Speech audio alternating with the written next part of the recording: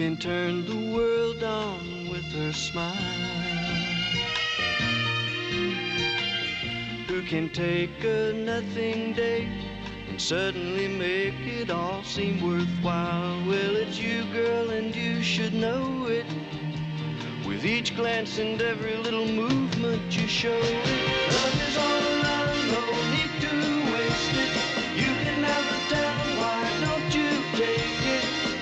You're gonna make it after all. You're gonna make it after all.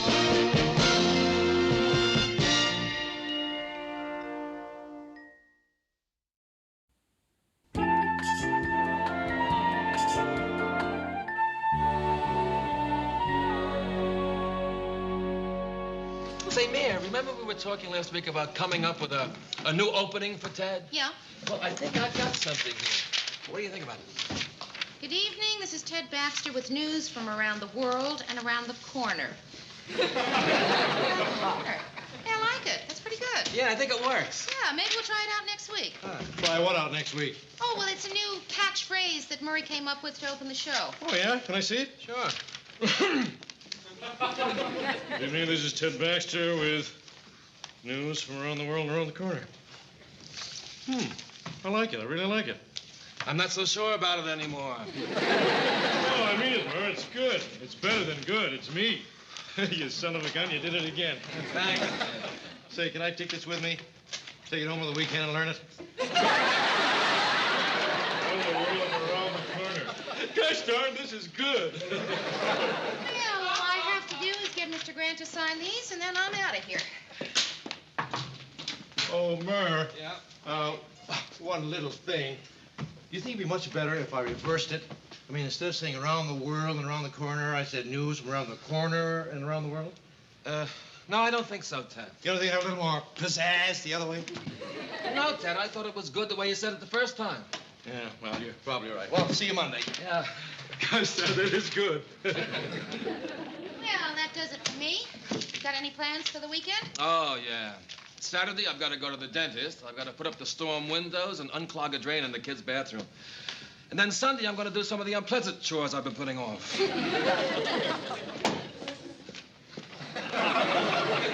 Murray, I was right. Right about what, Ted? This thing you wrote, I read it both ways to Ollie the elevator man. Now, I didn't try to influence him. I didn't tell him which way I liked it. I just let him make up his own mind. And he said there was no question about it. Around the corner and around the world is the way it should be. Mary, can you believe this? Ted asked an elevator man to judge my writing. I mean, that's ridiculous. What experience has he had? Are you kidding? Ollie's been running that elevator for 17 years.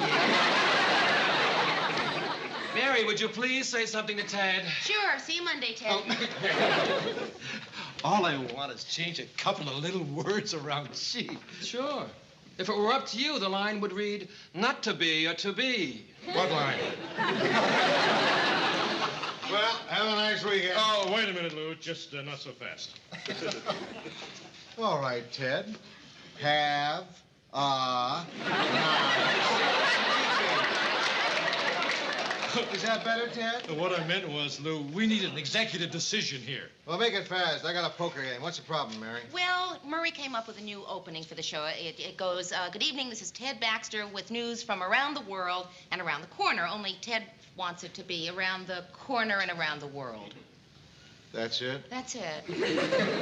Lou, around the corner has got to come last. And Ollie and I say it goes first. Ollie? The elevator man. He wants me to rewrite my copy because of an elevator man. Murray, that's who we're doing the news for. All the Ollies in all the elevators all over the world. We're not doing it for people like us. We already know the news. So which way do you want it, Lou? Which way, Lou? Let me see. All right. I've decided to let Mary decide. And I will decide on Monday. Good night. Come on, Murray. Be a good guy. Let me do it my way. I'm sorry, Ted. Your way is the wrong way. Okay, it's your opinion, and I respect it. I only hope you're wearing comfortable shoes. Why? Because I'm going to tell Ollie. And when I tell Ollie, you're going to be walking down 23 flights of stairs. Ollie!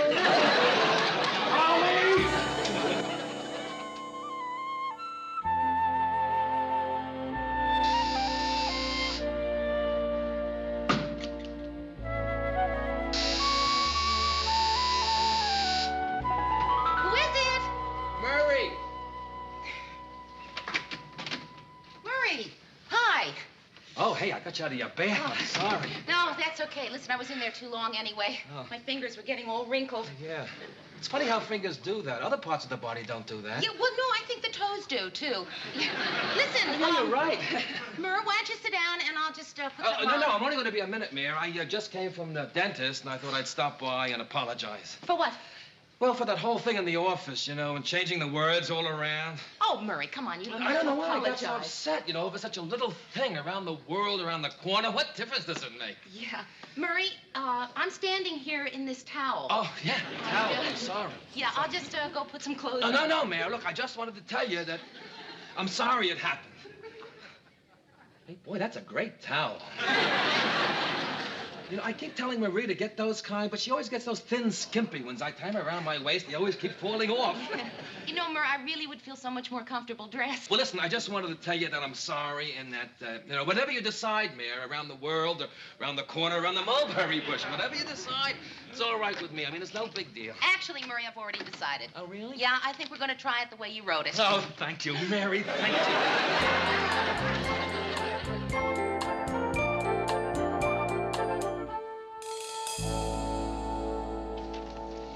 The Weather Bureau says the snowstorm should continue until tomorrow morning, and we might get as much as 16 inches. Wow. Mary, when you talk to the film crew, remind them I want some good pictures of the storm. Yeah, right. Tell them I want something different this time. I don't want any schoolboys having snowball fights, or pretty girls making cute snowmen with funny little pipes in their mouths, or fat storekeepers shoveling sidewalks. I want something unusual, something imaginative. Give it a little thought. You can come up with something. How about a bunch of kids in their underwear running through the spray of a fire hydrant? Hi, people. Hi. Isn't it simply beautiful out there? I mean, snow always inspires such awe in me. Just consider one single snowflake alone. So delicate, so fragile, so ethereal. And yet, let a billion of them come together through the majestic force of nature. They can screw up a whole city.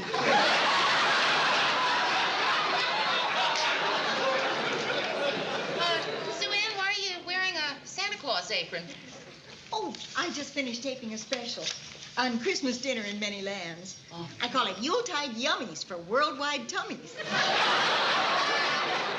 Christmas show. This is only November. Oh, I always tape my Christmas show in advance. That way I can spend the season of joy and goodwill with my only sister in Florida. Oh, that's nice. She's kind of a creep, but she's got a pool. I have cooked all these wonderful Christmas dishes from different countries, and I wanted to invite you all to come on down after your broadcast. And I thought between courses we could sing some carols and play Christmas games. Oh, there's this wonderful game from Finland. No. For that, you need 3 little boys and a peasant's wife. But there are so many more. Mary? Oh, gee, Sue Ann, that sounds like a lot of fun, but I'm meeting someone at the theater. Oh, Murray. Gee, I'd love to come, Sue Ann, but we're having some people over for bridge tonight. Lou?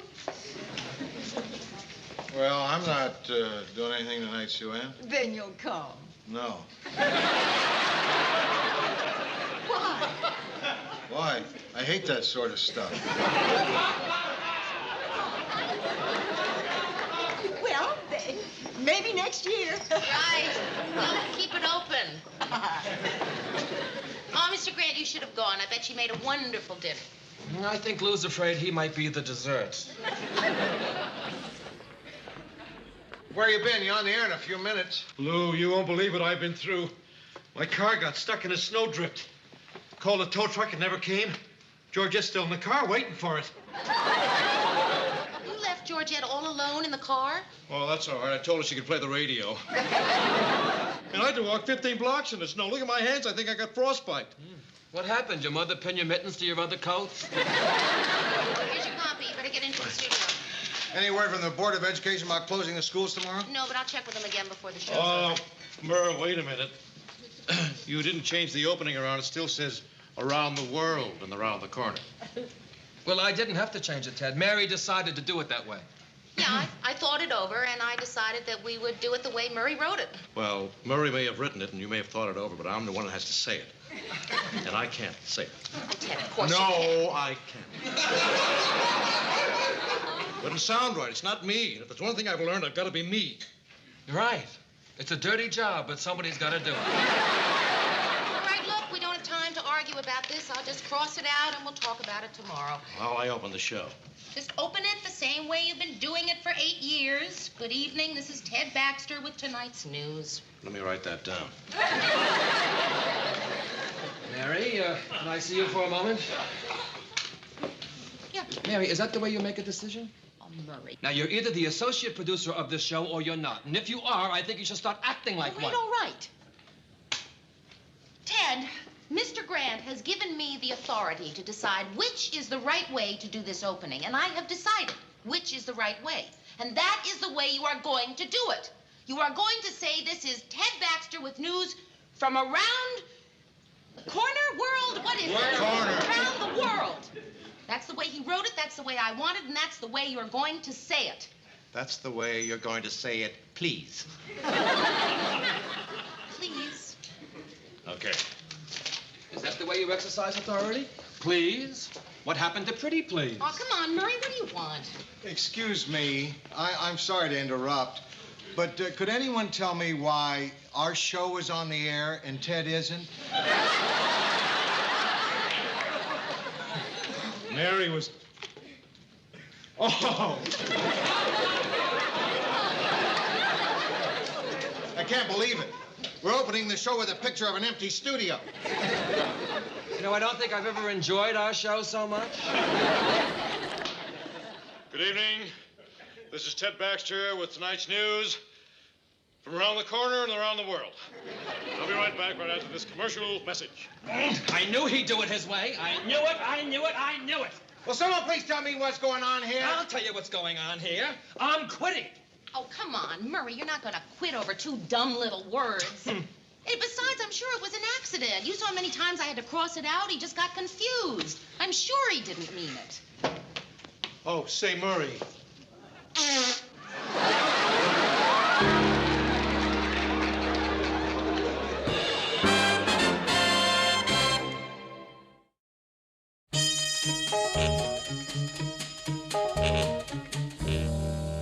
And then Ted read it his way, and, well, you saw the rest. And that's why Murray's quitting? Oh, come on, Mr. Graham, Murray's not going to quit.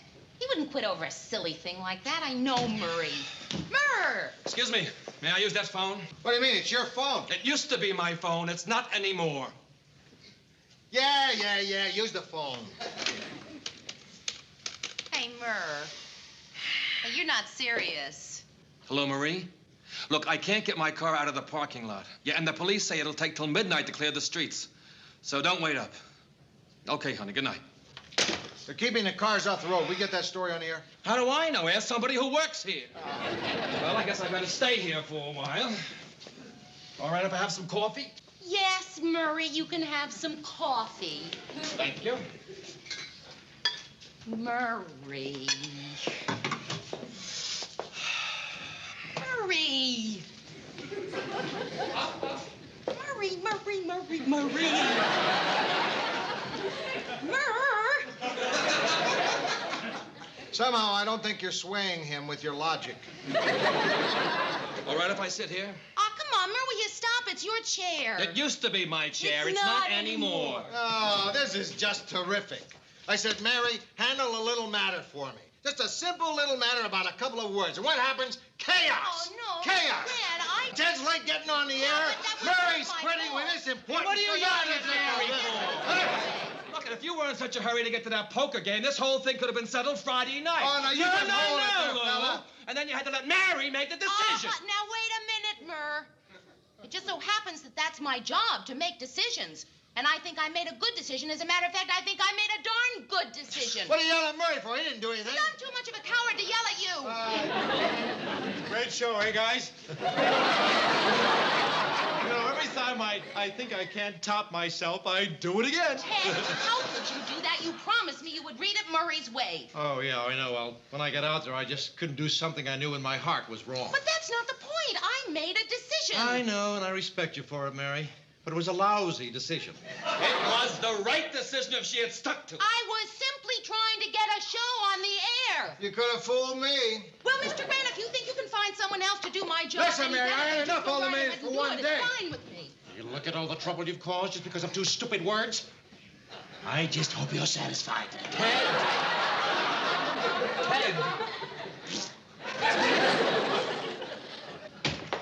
Hi, have you heard? We're snowed in. They don't expect to have the streets cleared till 2 in the morning.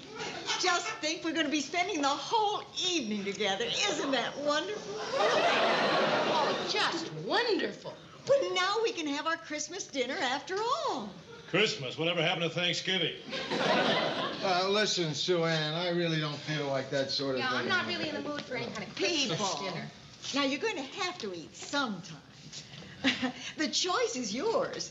You can have a package of stale peanut butter crackers from the vending machine, or a sumptuous 8-course banquet with me, featuring soufflé tourlageant, ville à la grecque, and enough free booze to knock you all on your keisters.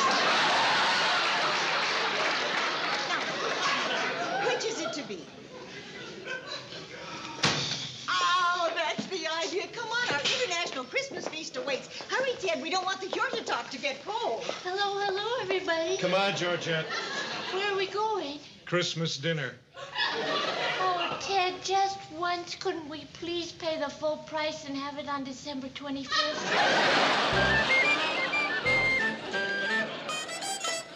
Get the lights, will you, Dave? Welcome, everybody, to the wonderful world of Christmas. Oh, Sue Ann, it's all so beautiful. It's almost as beautiful as a Kodak commercial. Lou, you know what that is? Mistletoe.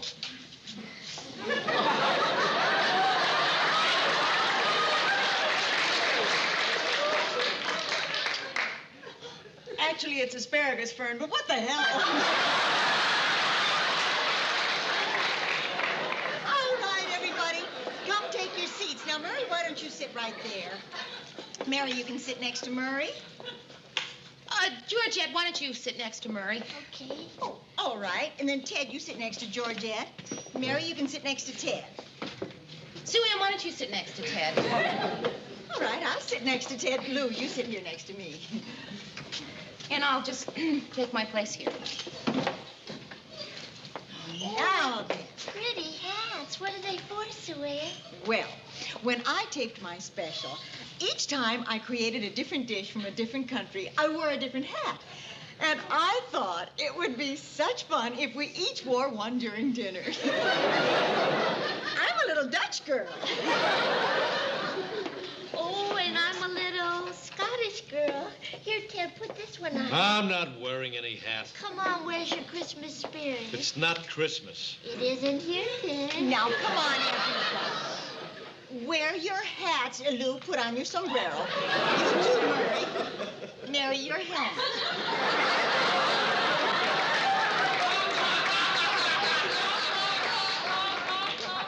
Sue Ann, I'd really rather not. Oh, come on.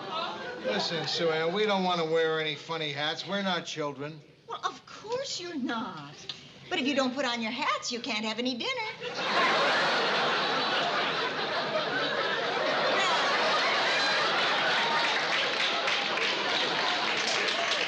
Now, isn't that fun? Georgette, maybe you'd lend me a hand. The first dish is from Mother Russia.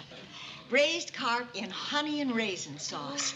And while Georgette and I are serving up the fish, why don't the rest of you turn to your Christmas songbooks? Page 23. It's not Christmas, it's November. We don't want to sing any Christmas carols. Oh, it's all right, Lou. They're non-denominational. Who elected you spokesman for the rest of us, Lou? If we want to sing, we'll sing. And I want to sing, so let's sing. Now you see Murray's starting to get the Christmas spirit. Well, I'm with Lou. No, you're not, Ted. Mary, what do you think? Do we sing or don't we? I leave the decision up to you. Think you can handle it, Mary? Let's sing. Wonderful. All right, now, all together. On the first day of Christmas, my true love gave to me. Murray. A partridge in a pear tree. On the second day of Christmas, my true love gave to me. Ted. Maybe he wants to study it over the weekend.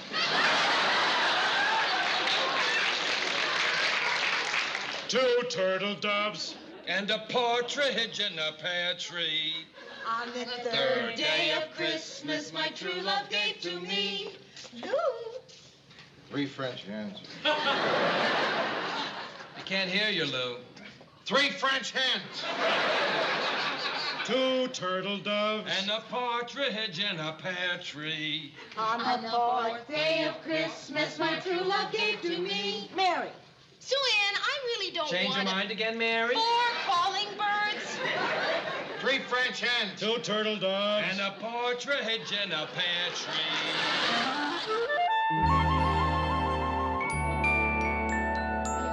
Day of Christmas, my true love gave to me. 11 pipers piping. 10 lords a leaping. 9 ladies dancing. 8 maids a milking. 7 swans a swimming. 6 geese a laying. 5 golden rings.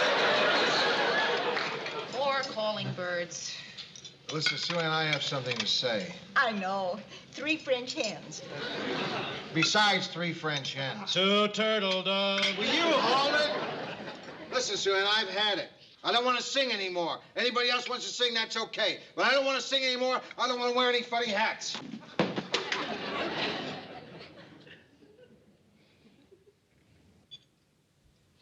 Well, we might as well start our Christmas dinner. Even if it isn't exactly Christmas.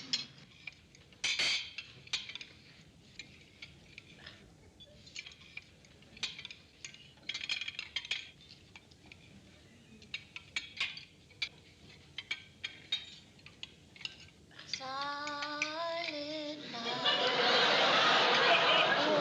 holy night, all is calm, all is bright, round yon virgin mother and child, holy infant so tender and mild, sleep in heavenly peace, sleep in heavenly peace. Can anyone remember why we were angry with each other? Yeah, I can remember. So can I. Oh, I sure can. Yeah, well, me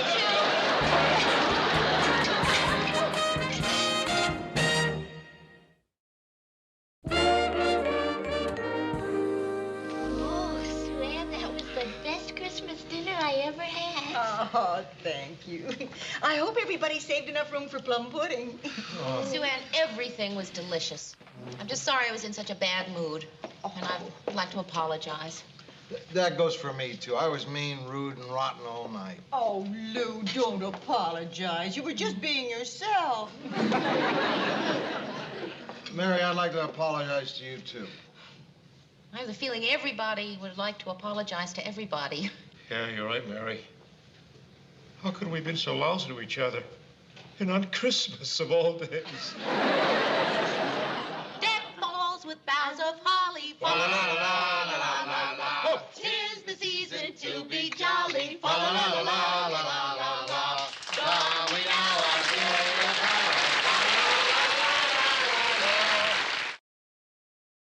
and all the ancient Yuletide carols. La la la la la la la la.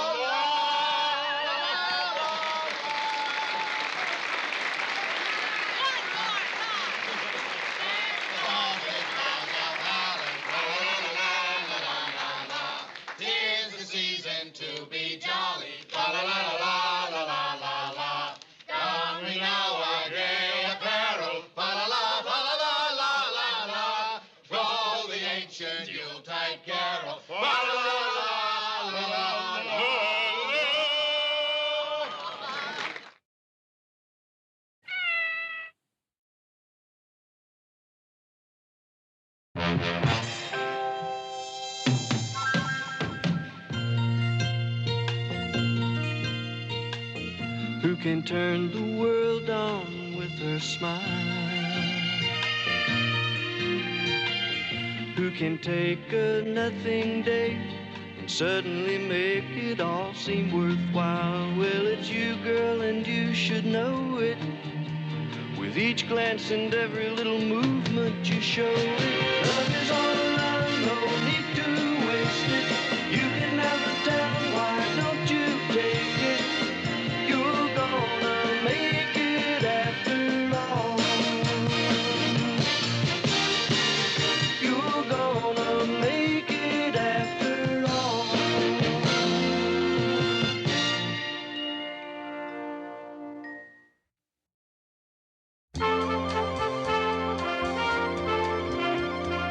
Hi, guys. Hello. What do you got there, Murray? Well, what does it look like? I'm changing my ribbon. The other one's worn out. A good workman never blames his tools.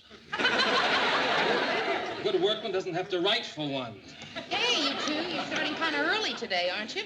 You're right, Mayor. You're right. Ted, I apologize.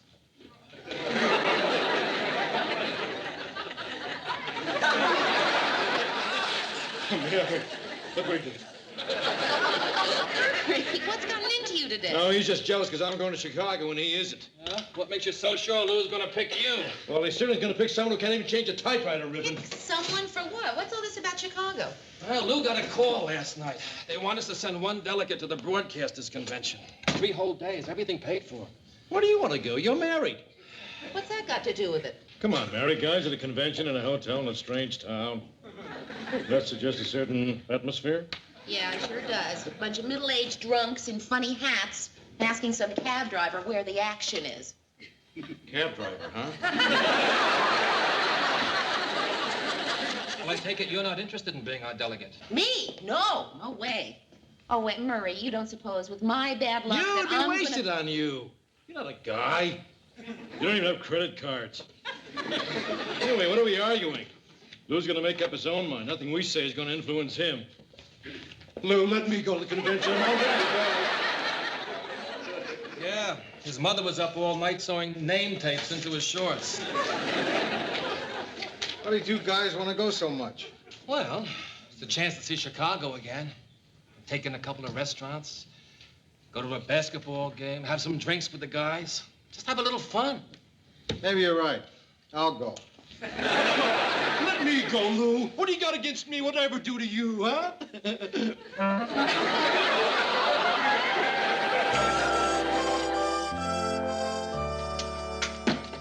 There you are, Lou. I tracked you to your lair.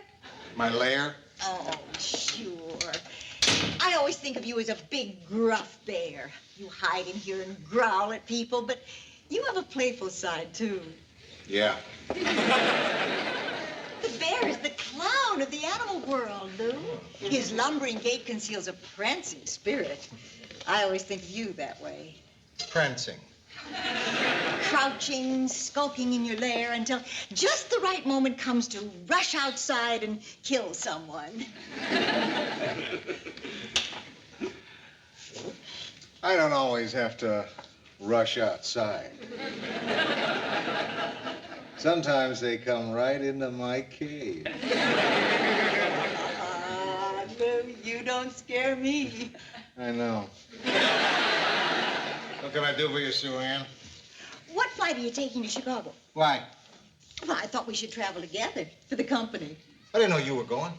Who would miss a chance like this? 3 days and nights in the city where I had my first program. It was a cooking show called Let's Talk About Meat.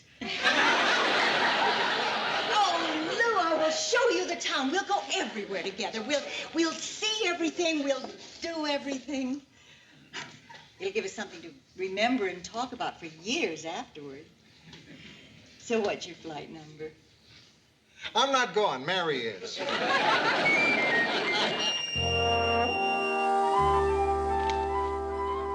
Morning. Oh, morning, Mayor. Oh, Murray, I wish you were going to Chicago instead of me. Well, to tell you the truth, Marie wasn't too crazy about the idea to begin with. Now, don't get me wrong, Mayor. She's very understanding. And if I told her I was going, she would accept it in silence. which would last until February. Besides, Lou chose you. Lucky. Hi, guys. Hi, Ted. Brought your suitcase to the newsroom, huh? Really? Rubbing it in, eh, Mary? No, Ted. Sure. The old Statue of Liberty play. Ted. Let Mary and me knock each other off while you pick up all the marbles. Oh, Ted, Well, I come could on, say enjoy yourself, Mary. I could say have a good time, but that would be phony. I'm too much an upfront guy for that, so I'm going to level with you as a friend. I hope you have a rotten stay in Chicago. I hope it rains all the time and you can't go to the beach. I know what you're going to say. There's no beach in Chicago. Well, I just remembered that. But there's a lake, Mary. Ha, ha, ha. I hope you can't make it to the lake. I hope it rains the whole time you're there. Ted, you realize, of course, this means no postcard. Well, who wants a picture of the Empire State Building anyway? I know. The Empire State Building isn't in Chicago. Well, tough. All set for the Windy City, Mary, that toddling town? Hey, Mr. Grant, are you sure you won't go? I'd like to go. I really would. It'd be fun. Oh, Mr. Grant, would it be fun? Lots of fun. A lot of drinking with the guys. A lot of good stuff. I'm glad you're looking forward to it. I'd go, but I can't get away this week. I've got to get my car washed, go to the barber shop, buy some socks. Believe me, Mary, there are lots of good reasons. Hello, Sue Ann. Don't hello me, Mary. I find that kind of hypocrisy a little hard to swallow. Hello is hypocritical.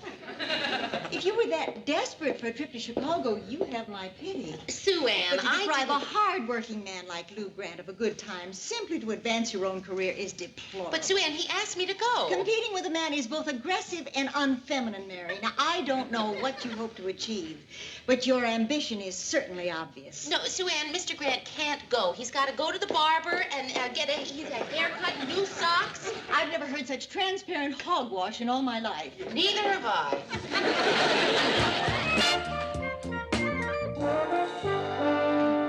Okay, here's your closet, bathroom, light switch, coffee maker, TV, air conditioner. You won't be needing it. We're supposed to have 3 straight days of cold wind and rain. Baxter's curse strikes again.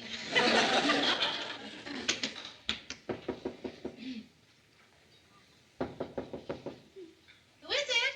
It's me, dear. Sue Ann, open the door. Gee, Sue Ann, I'm not really sure how to work this lock. Anyway, there's somebody at my door. There's nothing to it, dear.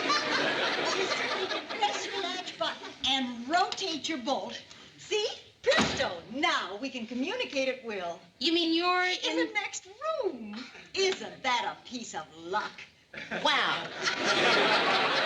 Mary. Mary, I'm not one to bear a grudge. I never was. Now, we have a whole long weekend to enjoy together. How foolish we'd be to let a few crosswords come between us. Or a double door. Exactly. It's kind of fun, isn't it? Like being back in college. Okay, you made your point, Ted. You want to call it off? I even brought utensils. I may do a dab of cooking. I may do a dab of drinking. While you unpack, dear, I'll start the ball rolling. I'm just calling my old station. There's a wonderful gang of guys there. They'd never forgive me if I didn't give them a buzz. Hello, is Steve Norman there, please? Good. Would you tell him that Sue Ann Nivens is calling? You should always lock your suitcase, dear, and put the key in a safe place. In your shoe, say. In your hat. Oh, Mr. Norman is tied up in a meeting. Then, is Arnold Sutton there? Good. Would you try him, please? And be sure and tell him it's me. When you're traveling, always pack shoes bottom up so as not to smudge other clothes. Just remember, soles toward heaven. Oh, that's cute, Sue Ann. Cute, cute, cute. He's where? Oh, he's in a meeting, too. Thank goodness. He's a dreadful bore. We were lucky. We? Why do you say we? Is Marvin Kruger there? Sue Ann, please don't include me in your plans, okay? Mary, don't be silly. This is Chicago. I know everybody. Yeah, but I don't want to see everybody, really. Sue Ann, I've got my own plans. You know, tomorrow I've got a day full of meetings and theater tickets. I want to do some sightseeing. And tonight I'd really like to just go to bed early. Suit yourself, dear. Oh, Marvin's in a meeting, too? Well, thank you. Anything wrinkled should be hung in the bathroom and steamed. Put tissue paper in your shoes and don't hang sweaters. It gives you pointy shoulders. What kind of meeting Marvin the janitor would go to? Hello? Yes, just a minute. Thank you. Sue Ann, you want to... Oh, surely, dear. Thank you. And don't forget, put slacks under the mattress during the night, so while we sleep, we press our pants. Hello? Oh, Mr. Grant, hi. What can I do for you? I just want to make sure you were okay. Tell her I did, too. Yeah, Murray, too. Me and Murray want to make sure you were okay. That's it. Make me look like a sorehead. And Ted. You said it, I didn't. So, you behaving yourself there in that hotel room? Mr. Grant, I'm a little too tired to do anything else, but I think when I hang up, I'm just going to wash my hair, read a book, and get into bed. I'm just planning a nice, quiet evening alone. Good news, Mary. Look what I found.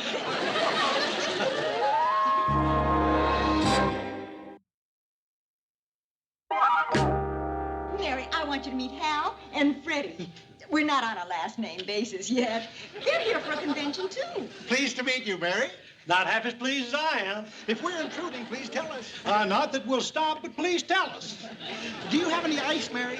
Oh, good. She's got glasses. It's fun to make passes at girls who have glasses. Sue Ann, I met them in the hall, Mary. They were looking for the ice machine. it's not in here. Well, we can send for some. Are you using that phone?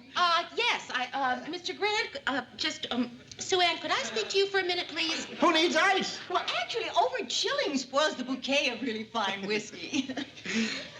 This is not all that fine. You can call for ice from my room. May I sit down? Yes, please. Mr. Grant. No, it's, Sue Ann and some friends. What do you mean, work fast? Mr. Grant, I didn't have... He's missing the time of his life. Who's Lou? He is my boss from Minneapolis, Oh, please. let me talk to him a second. Hello, Lou. It's Freddie. I'm a friend of Mary's.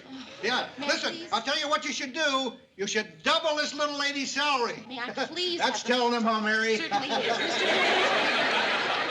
Mr. Grant, I'll see you on Monday. Sue Ann, may I speak to you for a minute alone? Oh, I get it. A little girl talk, huh? Well, I can take a hint. Don't fight over me, girls. There's plenty for everybody. Mary, your behavior is verging on rudeness. Rudeness? This is my room. And we are your guests. But I don't want guests. I want to spend a quiet evening alone. I am only thinking of Hal and Freddie, dear. They're two lonely men in a big city. They don't know where to turn. Let them ask a cab driver. Excuse us, we just had a wonderful idea. If you girls don't have any plans for dinner... Why don't you pick us up in 10 minutes? Sue Ann. All right. Make it 15. That'll give us time to put our faces on, you understand. Sure, but don't worry about changing, Mary. You look terrific just the way you are. Oh, aren't you sweet? Hurry up and change. I'm not going anywhere. Mary, stubbornness is a weed that spoils our garden. It poisons the soil, chokes the other plants, screens out all the sunshine. Now get the lead out. Sue Ann, I am sure that they are very nice men, but I was really planning on spending a nice, relaxing evening in a hot tub. Life is too short, Mary. We must gather our rosebuds while we may. You can take a hot bath and relax when you're dead. Why won't you understand that I don't want to go out to dinner? Right, Mary. If that's how you feel, we'll forget about Hal and Freddie. Good. Thank you. Two of us will stay here all evening, and we'll try to analyze the serious problem you have in dealing with other people. You know, I've always thought it would be interesting to delve into Mary Richards' psyche and find out who you really are. It'll just take me a minute to change. You're a good friend, Mary. It's going to be a fun evening. We're not dressed yet, but you can take us the way we are. Okay, you'll have to wait till I'm off duty.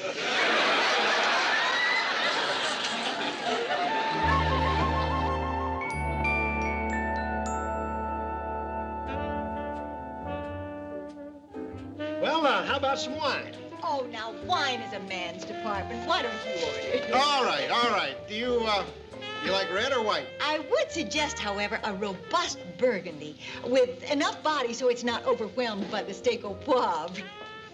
I don't care. Well, neither do I. Why don't we just forget about the wine? So, what convention are you fellas with? Well, now, take a guess. What do we look like? Oh, I don't want to guess. I hate that. Oh, come on. No, I hate guessing. I always guess wrong. Go on, you'll die. No, I won't. You'd better. We're morticians. I should have guessed that. No, you see, that's the problem. We've got this gloomy image, and we're trying to change it. And we're succeeding. How did you get interested in what you do? I like being around people.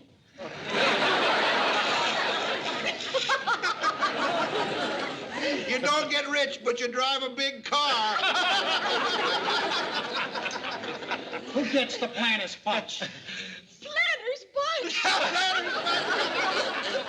Planter's punch. Plants, yes. Crown. You see, Mary, our profession teaches us not to fear death. Really? Why should we fear it? We get a 70% discount.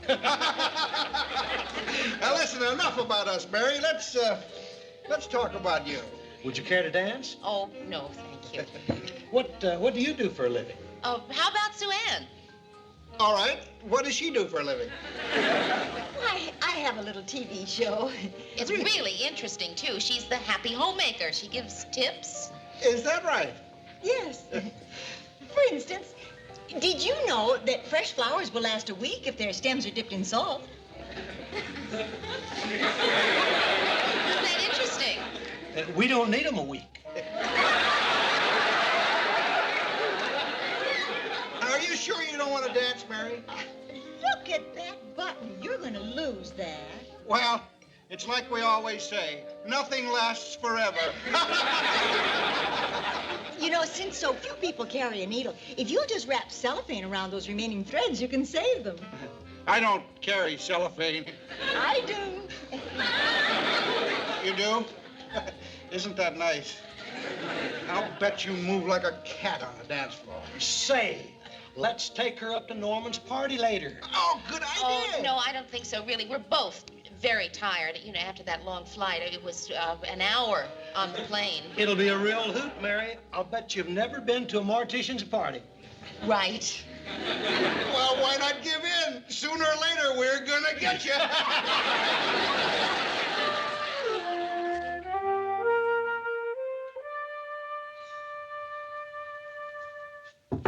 Sue Ann! Sue Ann, won't you open the door? Come on, there's nothing to it. You simply depress your latch button and rotate your bolt. Oh, come on, Sue Ann, don't be upset. Upset? Why should I be upset? It's perfectly obvious. They preferred me. Can you deny it? No, certainly can't. Don't patronize me, Mary. I hate that. What are you doing? I always cook when I'm really bugged. Some people clean. Some people wash their hair. With me, it's chocolate fondue.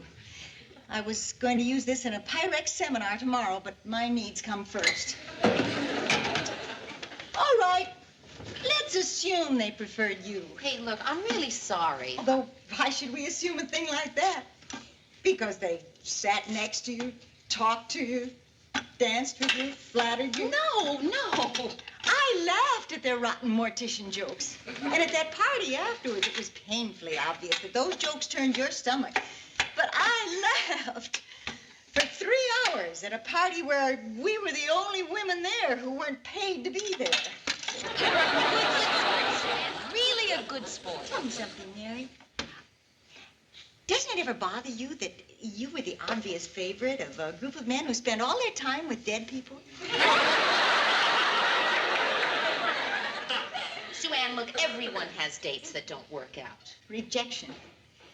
That's what we're talking about, Mary. Rejection. Say it. I want to hear you say it. Rejection. You can't even say it with conviction. Sue Ann, everyone's been rejected. Everyone but you. That's not true. Tell me one instance. There have been plenty of cases. Tell me. One humiliating instance. Okay. Okay, all right. A couple of years ago, I was dating a guy, and I decided to break it off. And then 3 months later, when I changed my mind, I called him, and he was dating someone else.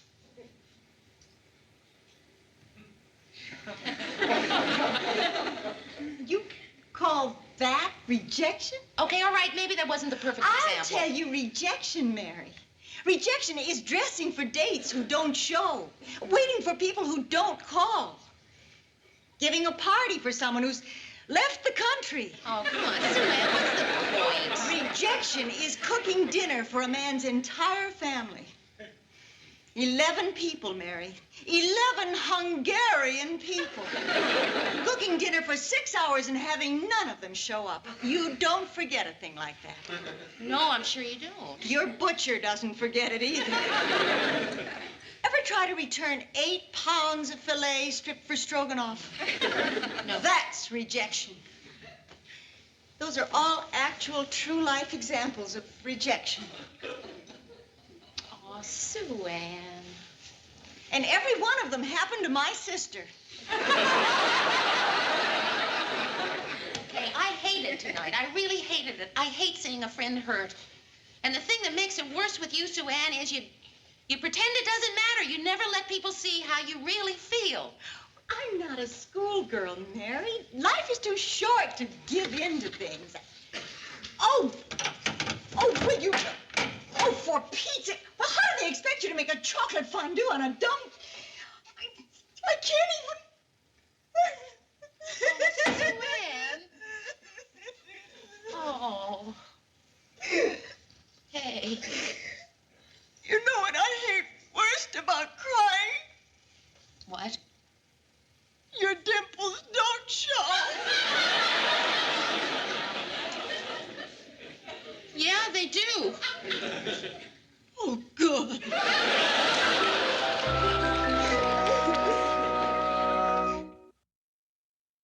And the third day, it rained again. I mean, I never got out of that hotel room. It was the dullest, dreariest, most depressing weekend I ever spent in my life. Just awful. You're not saying that just to make me feel good. Don't look to me for any sympathy, Mayor. The high point of my weekend was killing 2 flies with 1 swat. Morning. Hi, Hello. Mr. Grant. I was just telling Tad Furry about my weekend in Chicago. Uh-huh. Sounded like you girls were having quite a time. Oh, yeah. Well, I wanted to explain to you about that phone call. Oh, don't feel you have anything to explain to me, Mary. No, Mr. Grant. Really, I would like to. Why? Because when I called you, all I could hear was shrieks and giggles and the sound of drunken laughter? No, Mr. Grant. Really, there is a perfectly logical explanation for what you heard. Oh, really, Mary? And what is it? We were having an orgy.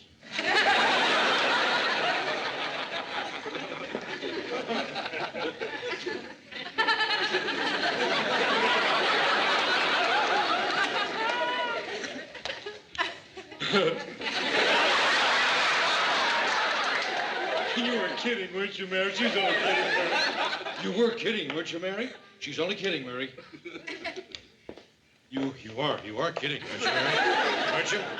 Oh, she's got to be kidding. I know you're kidding, Mary, aren't you? Mary? I'm sure she's kidding. Mary, tell me you're kidding.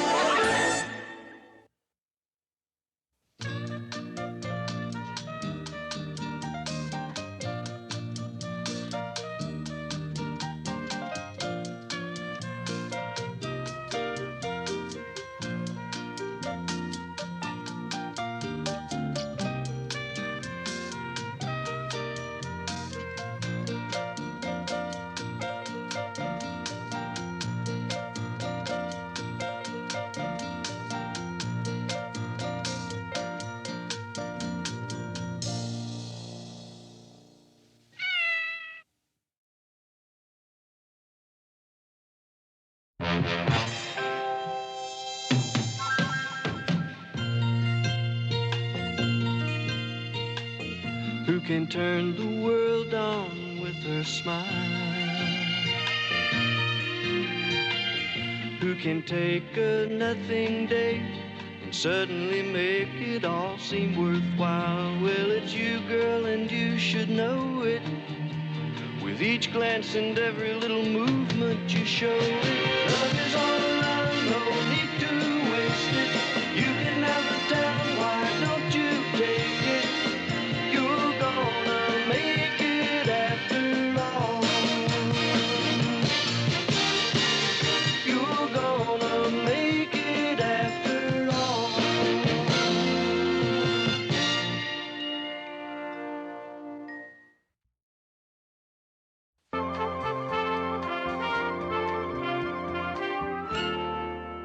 Okay, here's the editing schedule through Friday, and here's a list of the sponsors. It's worth checking to see which news item comes before which commercial. Otherwise, it can be a little embarrassing. Yeah.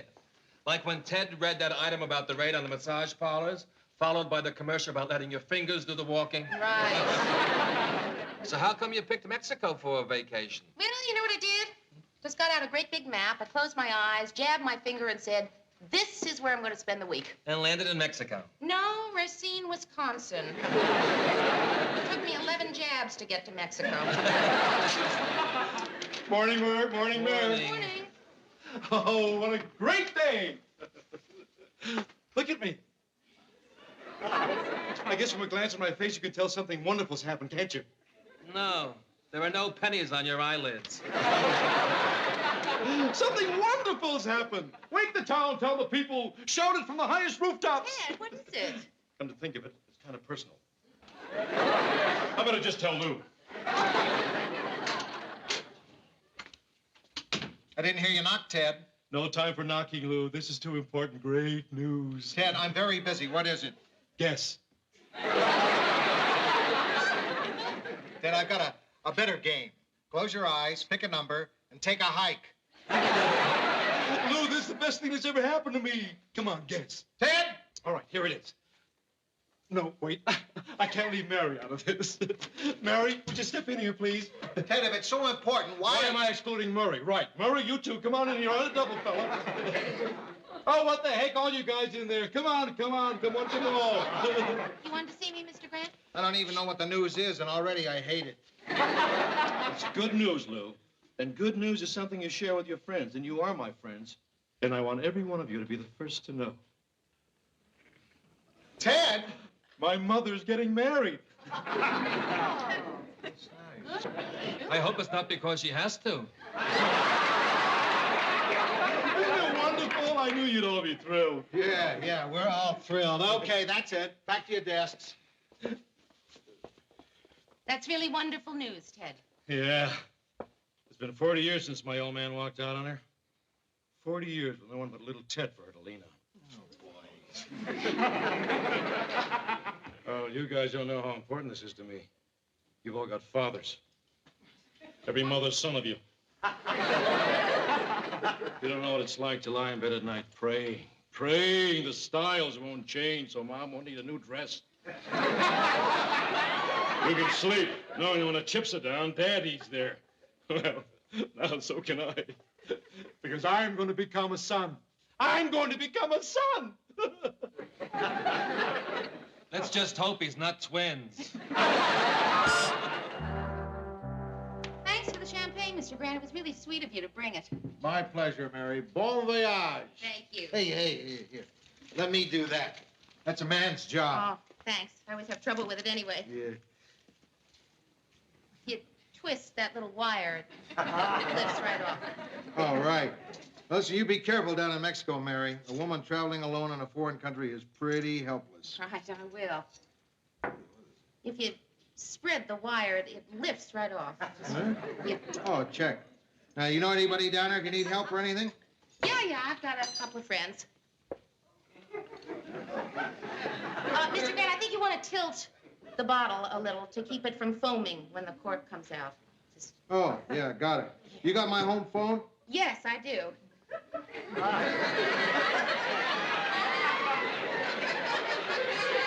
You know, instead of easing it with your thumbs, you can grasp the cork and then twist it out. I mean, I've seen people do that. Oh, there.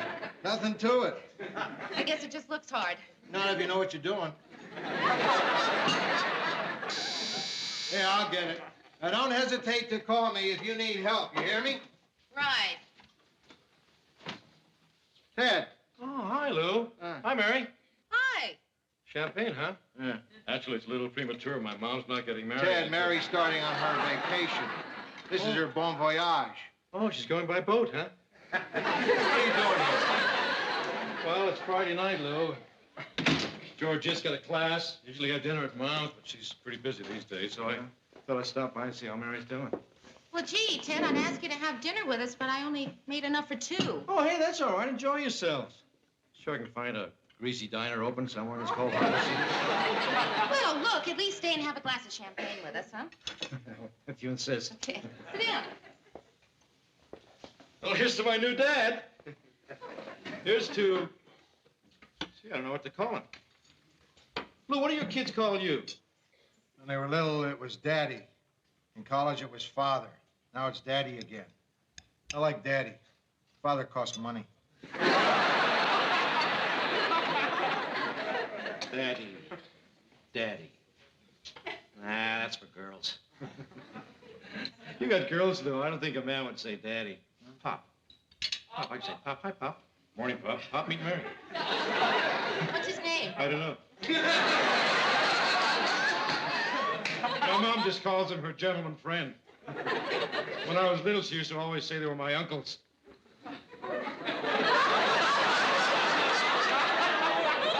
I had more uncles than any kid I knew. This is great. Oh, thank you. It's a new recipe of Sue Ann's. Oh, that's good. It is. That's another thing, Mary. When you're down in Mexico, be careful of the food down there. And don't drink the water. You know why? I'll give you a hint, Mary. You get it? You get it? You know something? None of those uncles ever played with me. None of them ever took me to a baseball game. They don't have Uncle and Son's Day. Hey, Ted, look, don't go have dinner by yourself. Have dinner with us. We'll give you some of ours. You don't mind, Mr. Grant, do you? No, I guess not. Gee, thanks, guys. You know, it wasn't easy for my mom. She had to be both mother and father to me. You know, that little lady actually put on boxing gloves to teach me to fight because she thought a boy should learn. Sounds like a wonderful woman. And a wonderful teacher. By the time I was 13, I could knock her silly. Oh,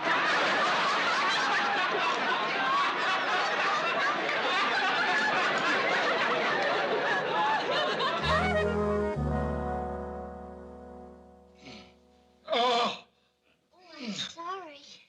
You're so tense, everything is clenched. Are you using your thumbs? Mom always used her thumbs. I'm doing the best I can. Your mother has bigger thumbs than I do. She has the biggest thumbs I ever saw. Giant thumbs. Yeah, like tennis paddles. Where are they when I need them, though? Every time I call her, she's too busy. Thanks, that's enough, Georgia. Oh. Oh. Is your back better? Yeah, but now my neck hurts.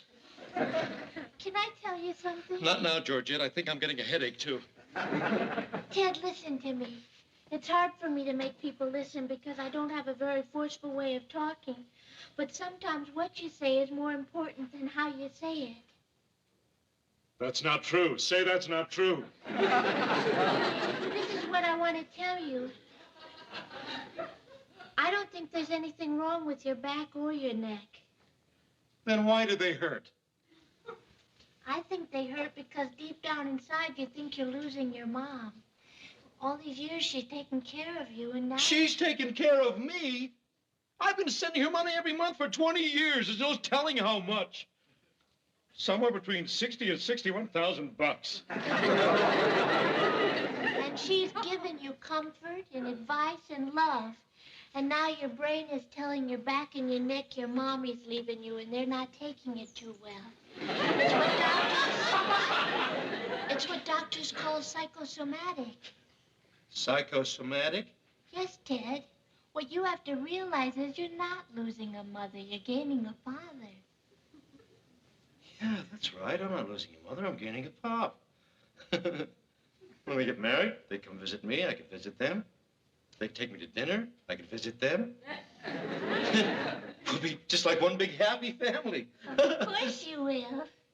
Hey, you know something? My back doesn't hurt anymore, and my neck doesn't either, and my headache's gone.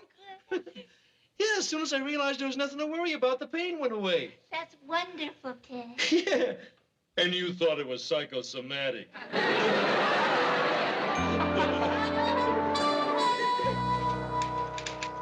How come we didn't get backup coverage on the remote? Oh, Mary usually takes care of that.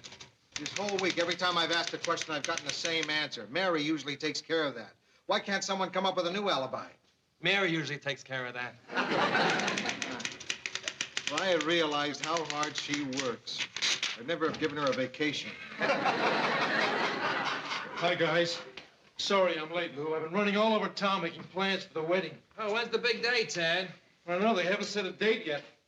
Walter just came into town this morning. Gosh, I can't wait to meet him. It's going to be a beautiful ceremony. I cry every time I think of it. Why? Are you paying for it? Well, actually, I am, and it isn't easy. I've got to take care of all the details myself. Right now, I'm trying to pick out an orchestra. Say, Lou, which one of these two do you think is better, the Lester Goldman Trio or the Electric Bananas? Ted, Mary's gone, and I've got a lot of extra work to do, so if you don't mind... Oh, just one more question, Lou. Do you think your friend Murphy, the combat photographer, could do a wedding album?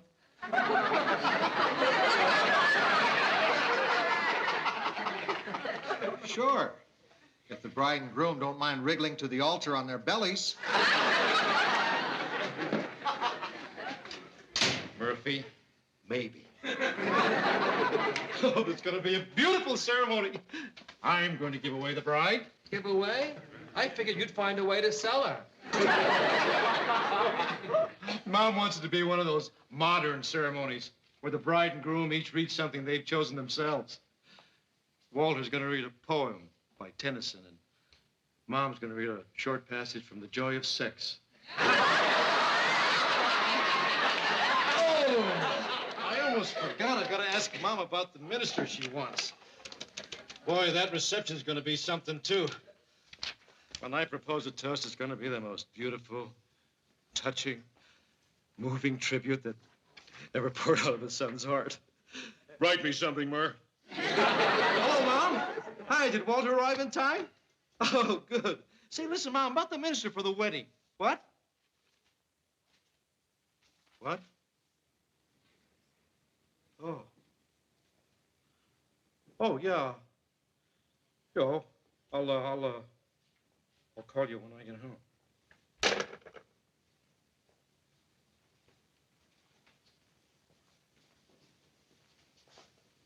What's the matter, Ted? Nothing. Come on, Ted, what's the matter? Mom and Walter aren't getting married after all. Oh, they've decided to break up. No, they decided to shack up.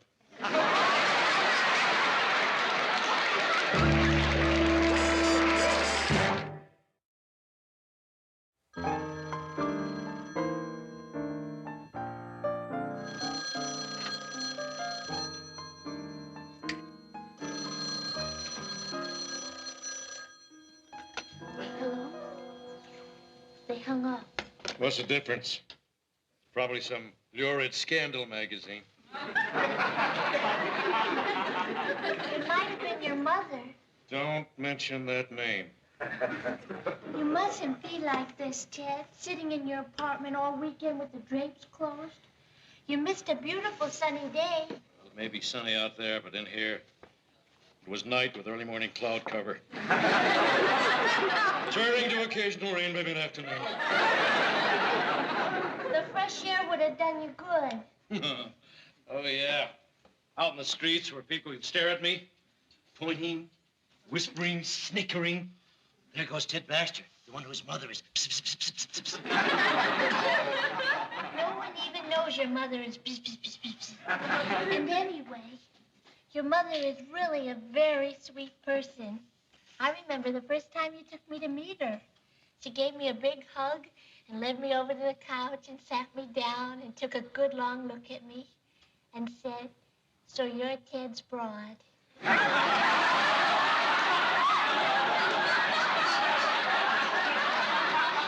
She likes you right from the start. And I like her, Ted. I think I understand her. She's just lonesome.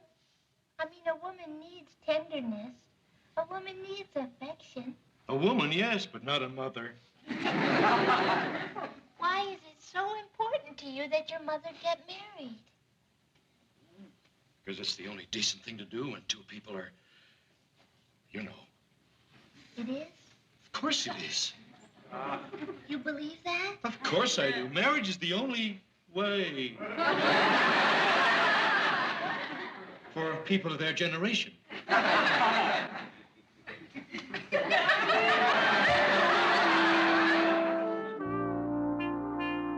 Uh-huh. Okay, thanks a lot. Excuse me, Lou. I want to make a long-distance call. Long distance? That's all right, Lou. I'm going to pay for it. I've written down everything I'm going to say. Phone company recommends that, you know. Keep long-distance calls short. Write everything down ahead of time. Who you calling? My father.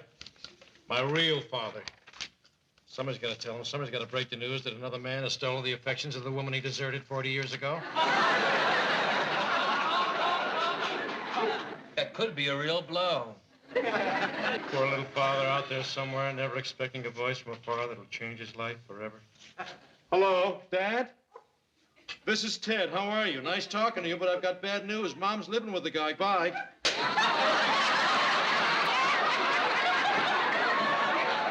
There's no good way to break bad news. Hello, everybody. Hi. Not a word about the disgrace of the Twin Cities. She's seen your newscast, Ted. Hiya, Mayor. Welcome back. Aw, thanks, Murr. Welcome back. Thanks, Mr. Grant. Yeah, Mayor, welcome back. Thanks, Ted. Mexico was absolutely beautiful. I mean, the sights and the sounds, the Welcome smells. back, Mayor. Thanks, Ted. Oh, and I saw a sunrise over the ruins at Yucatan that was breathtaking. Welcome back, Mayor. Thanks, Ted. You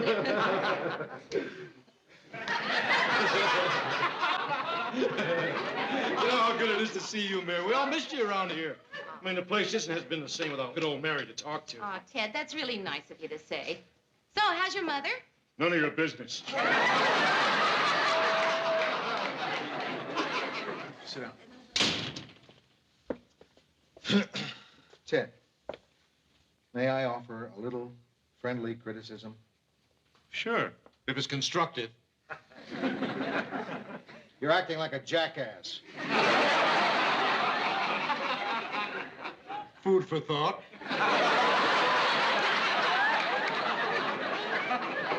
I'm tired of you carrying on about your mother. Lou, you don't know what it's like to spend every day in fear that someone you're responsible for is going to make you a laughing stock. Yes, I do, Ted. She's living in sin, Lou. My own mother's living in sin. Have you talked to the guy? Talk to him? Well, that's how I'd handle it. Meet him for a drink. Find out his intentions. I know his intentions. What I mean is, talk to him. Tell him where you stand and find out where he stands. Talk to him man to man. You know something, Lou? You may be right. That's what I'll do tonight. Talk to him. Man to man to man. Haven't you got an extra man in there? No, because you're coming with me, Lou.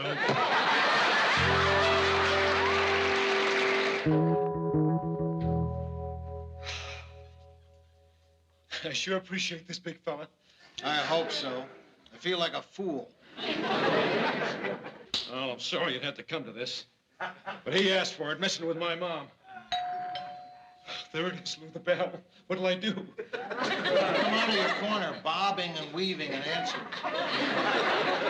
All right, you stay right there.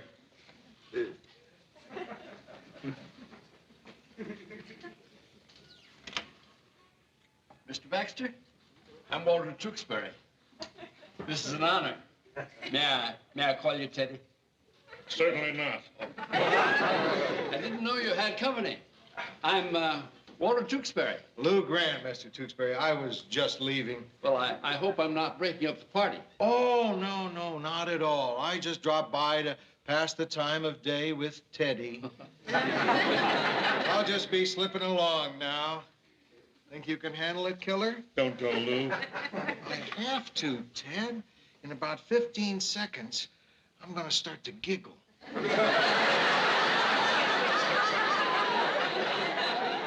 Now, I don't giggle often. You've probably never seen me giggle. Let's keep it that way. Nice meeting you, Mr. Tewksbury. Oh, goodbye.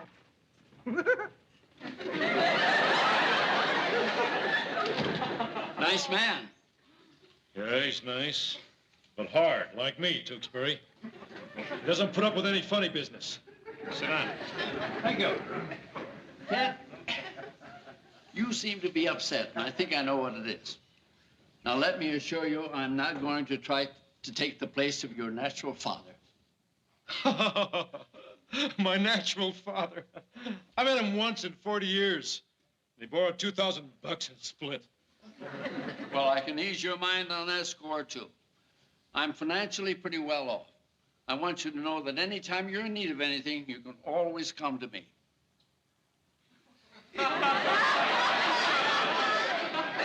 I can? Sure. You mean if I needed, say, $100, I could just come to you and you'd give it to me? Sure.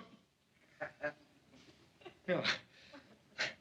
I want you to know, Walter, that I appreciate that very much. Of course, I wouldn't ask you for any money, but certainly nice of you to offer.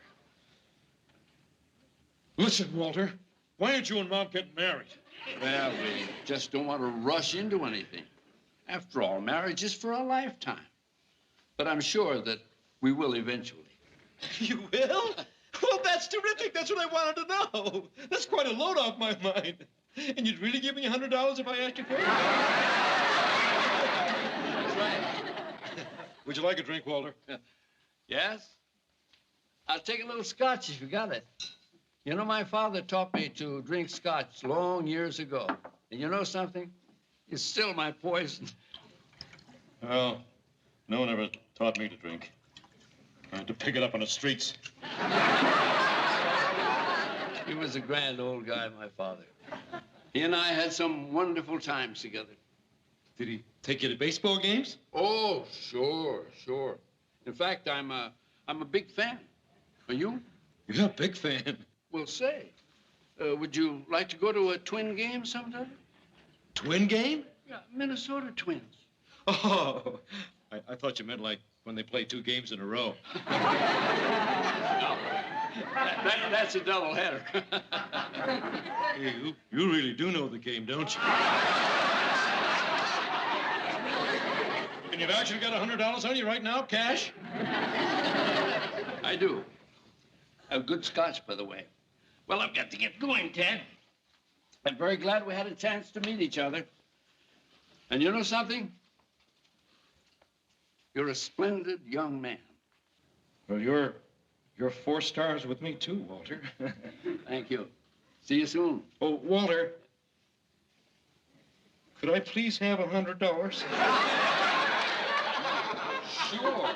Why didn't you say so? It's not that I need the money, you understand. Actually, it's just that nobody ever gave me anything before. There you are. Oh, Daddy.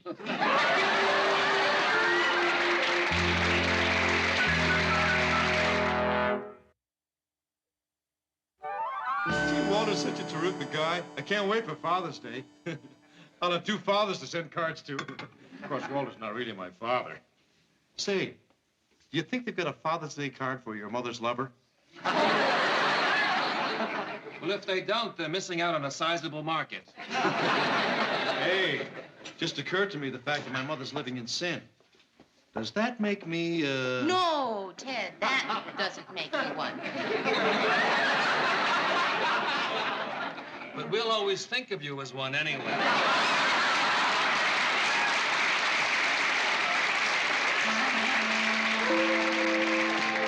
Thanks, Murph.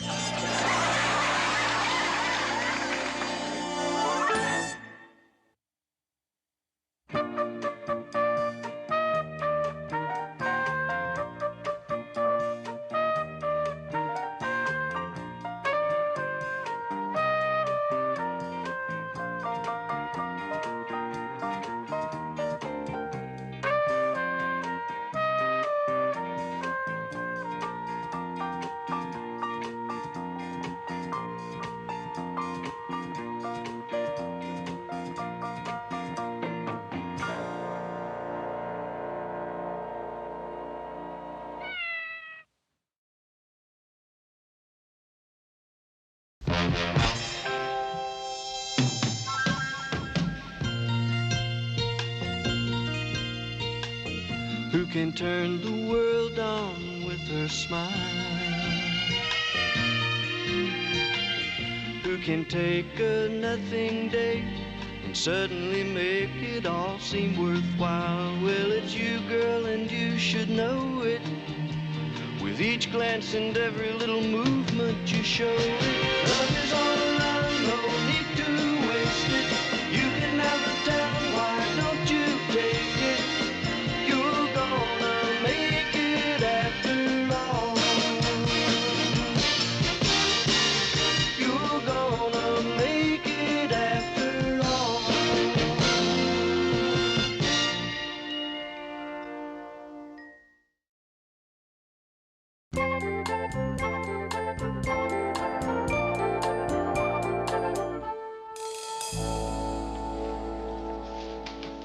Anybody want to join me for lunch? I'm starved. No, thanks, Ted. Mary? No, I brought my lunch too, Ted. Yeah, that looks good. Great. What is that, chicken? Yeah, chicken. Looks like it's got sauce on it. Barbecue sauce. I made it last night. How many pieces you got there? 3 legs and a breast. That must have been a funny-looking chicken. Really looks tasty. It is. You can eat all that yourself? Ted, would you by any chance care Yes, for that some- one. Thanks, Mary. That's the best chicken I ever tasted. Say, Mary, the station's got these 2 tickets to the hockey game on Saturday night. Want to take one of your kids? Well, thanks, Lou, but my girls don't care much for hockey. I'll take them. Ted, you don't like hockey? No, but I can sell them to someone who does. How are the girls, Murr? I haven't seen them in months. Oh, terrific.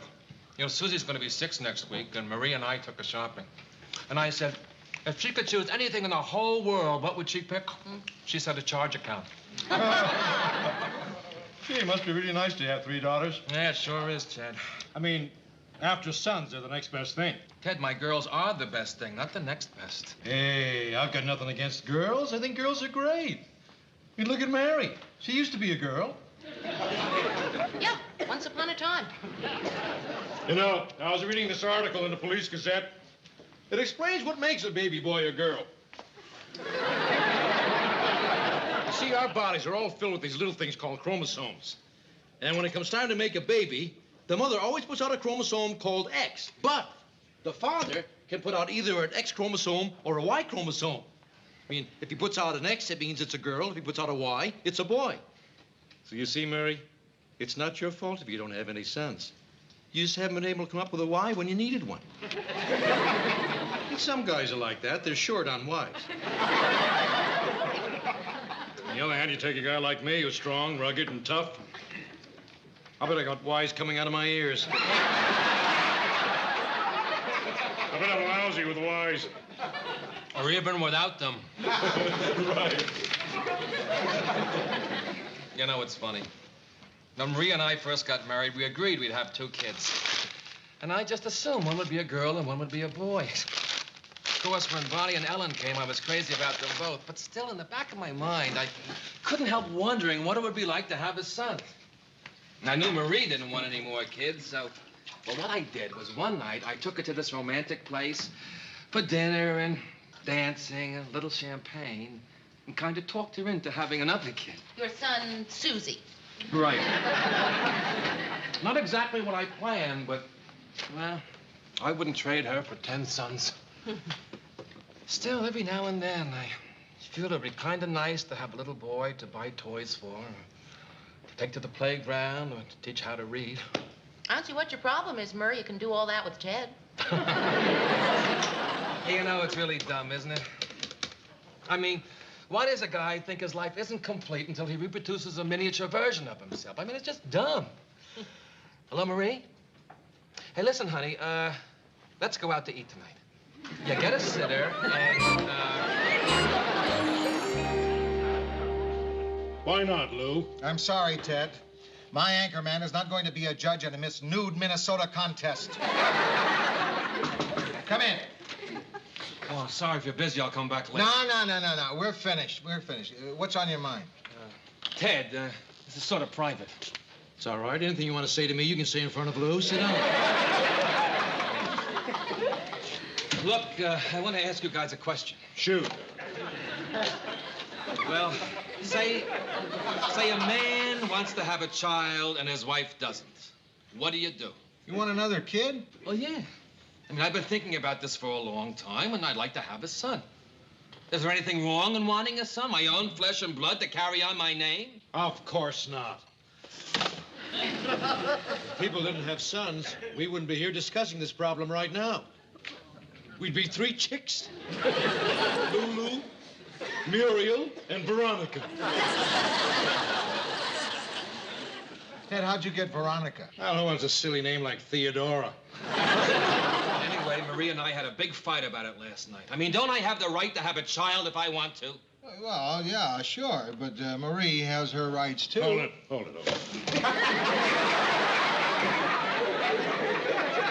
When a woman becomes a wife, she promises to love, honor, and obey. O-B-E-Y, obey.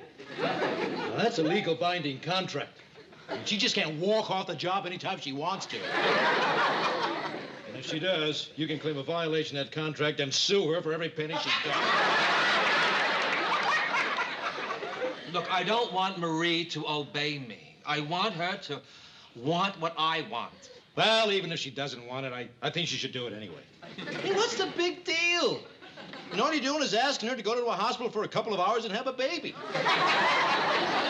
As if you were asking for a year out of her life. Lou, what do you think I should do? Oh, look, Murray, you and Marie are both intelligent people. You've got a problem, you sit down and discuss it. You tell her how you feel, she tells you how she feels.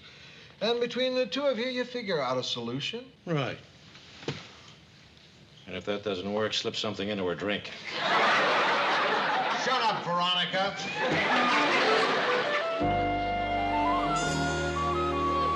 Oh, want some coffee?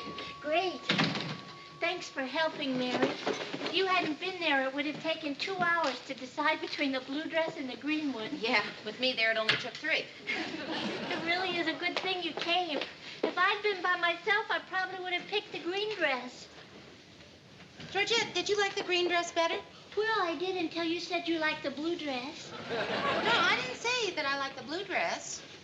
Remember, I said I couldn't make up my mind, and then the sales lady said that she liked the blue dress, and then you agreed with her, and then I said I liked the blue dress because I thought you liked it. You mean you didn't like the blue dress either? No, it was the sales lady who said she liked the blue. Oh, well, as long as one of us likes it.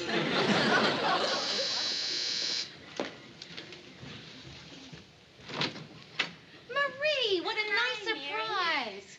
Oh, I don't think you know Georgette Franklin, Marie Slaughter, Murray's wife. Hi, Georgette. Want some coffee? Oh, yes, I love it. Oh, I feel as if I know you so well. Murray's told me all about you. Ted's told me about you, too. Oh, really? What'd he say? Not much. Just that you have blonde hair, that you're very nice, and you don't want to get pregnant.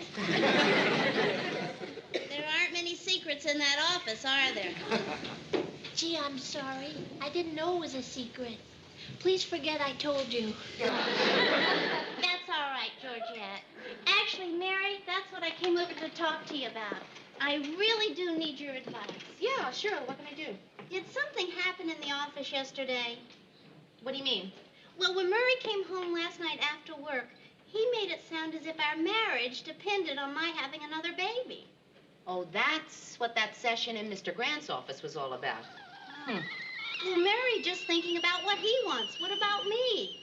Finally, our youngest is in kindergarten this year.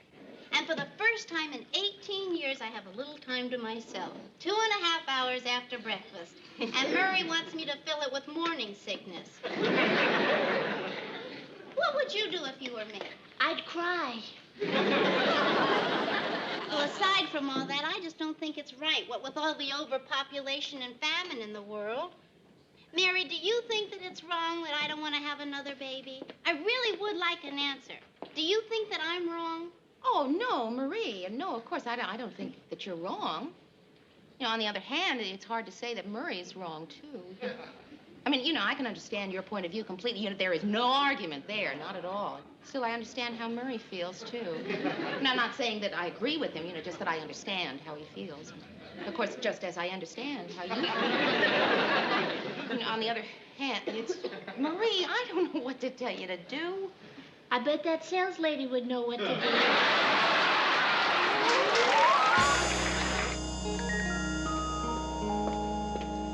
Morning. Morning. Mr. Grant, I have something to say, so I might as well just say it and get it out of the way. Okay. I don't know what you said to Marie in there on Friday, but I think you should know that on Saturday, Marie came over to my house and she was very upset. Hey, all I told Murray was that this whole business of having a kid or not was something they had to work out between them. Really? Yeah. Oh, well, I'm so glad to hear that because that's just what I told Marie. I mean, I feel very strongly that you and I and everyone else should just stay out of it, not get involved. That's why I told Murray what I told him. I didn't want to take sides, even though, as it happens, I think Murray's got a good case. A good case? Sure. Man doesn't feel complete till he has a son. Oh, come on, Mr. Grant. You've got 3 daughters. Do you ever seriously wish they were sons? Yeah, when they stayed out till 2 in the morning. I just don't think it's fair to ask Marie to have a baby if she doesn't want one. Sometimes I think men have no idea what's involved in caring for a baby, the amount of time that's involved, the total commitment. Hey, why are you telling me? I've got 3 kids. You don't have any. Well, you don't have to be a chicken to recognize an egg.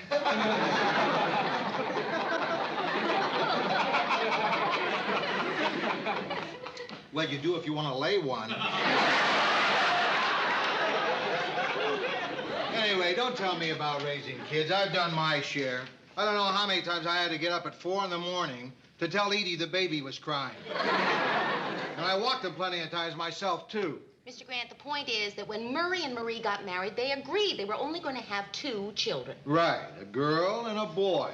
Marie didn't live up to her end of the bargain. It's all a big joke to you, isn't it? Well, a woman doesn't have to have a baby if she doesn't want to. Well, I say a man's entitled to have a baby if he wants to. Well, Mr. Grant, on behalf of women everywhere, let me say we'd sure like to be there when he has it.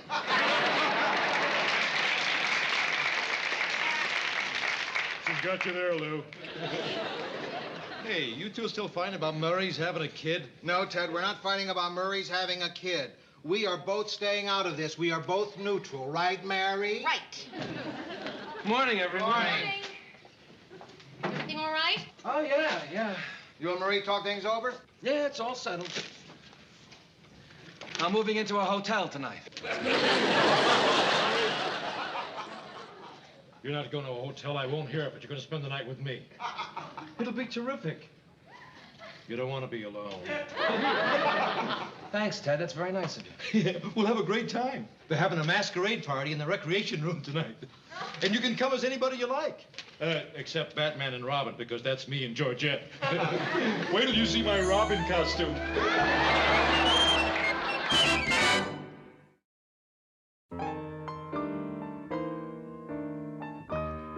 Say, Murr, what's a guy like you doing with a bottle of wild whipped cream oil? How's a guy like me going to use it up? Yeah, I really appreciate you letting me stay over tonight, Ted. Yeah, no trouble. Got an extra bed. Hey, why do you have twin beds? Well, you never know when a chick might want to stay over. If you get my drift. I know you don't feel much like laughing tonight, do you, old buddy? Well, I know what it feels like when you've lived with someone a long time and get really close to them and suddenly they're not there anymore. I remember years ago I had this hamster, Louise.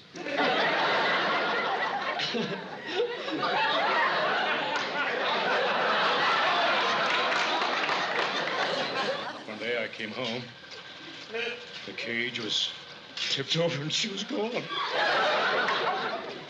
Oh, I know. It's not the same thing as a wife. For those first few days, I thought I'd go out of my mind.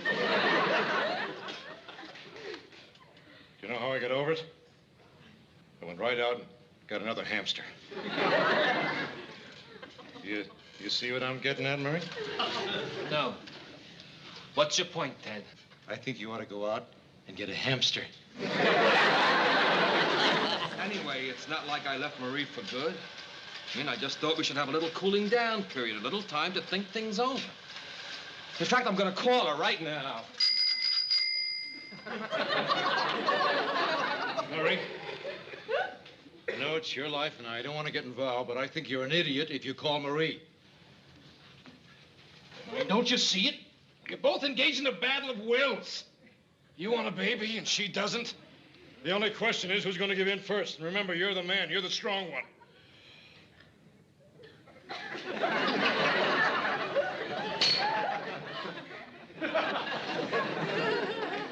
All you've got to do is hold your ground. Stay away from her. Sooner or later, Marie will give in and have that kid. Then you can go home. I don't know, Ted. She feels pretty strongly about this. I mean, like she said, it's her body. Well, sure it is, but that doesn't mean you can't borrow it for a little while. No, it's not just that. I mean, she really thinks there are too many people in the world. No, that's ridiculous. I went to the movies the other night to see The Great Gatsby. There couldn't have been more than 6 people in the whole theater. She's got a point, Ted. Overpopulation is a real problem. Sure, overpopulation is a problem. That's why people should have lots of babies. Because one day, one of those babies is going to grow up and solve that problem. Maybe I won't call Marie tonight. That's the spirit, Murray. Hey, don't worry. We'll get you a son yet. Well, it's time to hit the deck. Good night, Bert. Good night, Ted.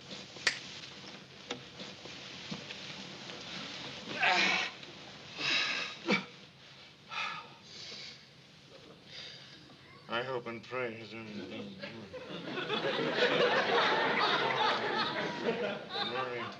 What was that? Nothing.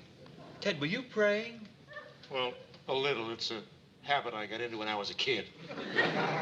What were you praying for? You wouldn't be interested. No, Ted, come on. I would be. What? Well, everything will work out between you and Marie. And that... Now what, Ted? And that Mary will bring some more barbecued chicken for lunch tomorrow.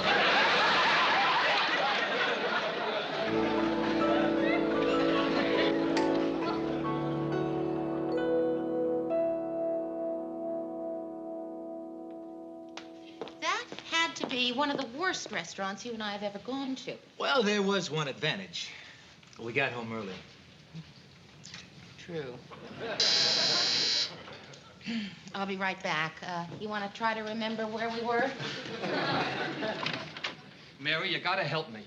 Could I help you tomorrow, Murr? Hi, Andy. I'm not interrupting anything, am I? I'll always wonder. Well, look, I won't be any bother. I'll just sit up here.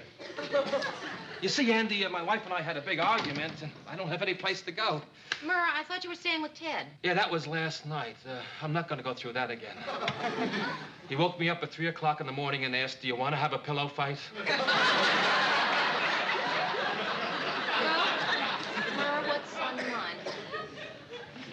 Well, Hey, maybe I better go. No, Andy, don't No, go. it would help if you did. Murray. Hey, Mary.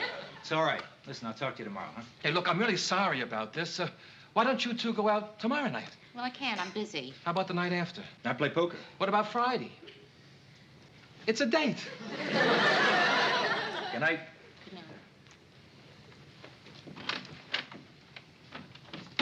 All right, what is it? Oh, Mary, I want to talk to you about this son thing. Oh, Murray, not the sun thing again. Murray, you are one of the dearest people I know, but honestly, the last couple of days you have been acting like a jerk. Mary, don't you understand? There's something inside of me that wants a touch of immortality. I want the world to know that Murray Slaughter was here. Don't you see? I want to leave a little piece of myself behind. Why don't you pickle a kidney?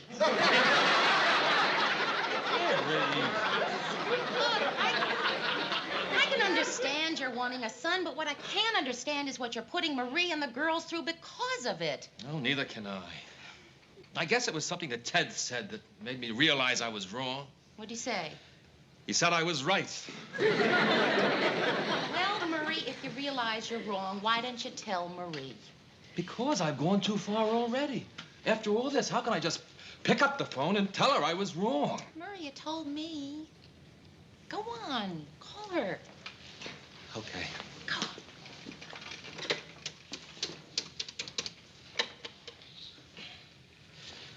Hello, honey? It's me. Listen, I'm coming home. And I have a terrific idea. Let's have our favorite dinner. With some ice cream for dessert? Okay. With chocolate sauce. Didn't I tell you? Yeah. Now, would you put your mommy on, please?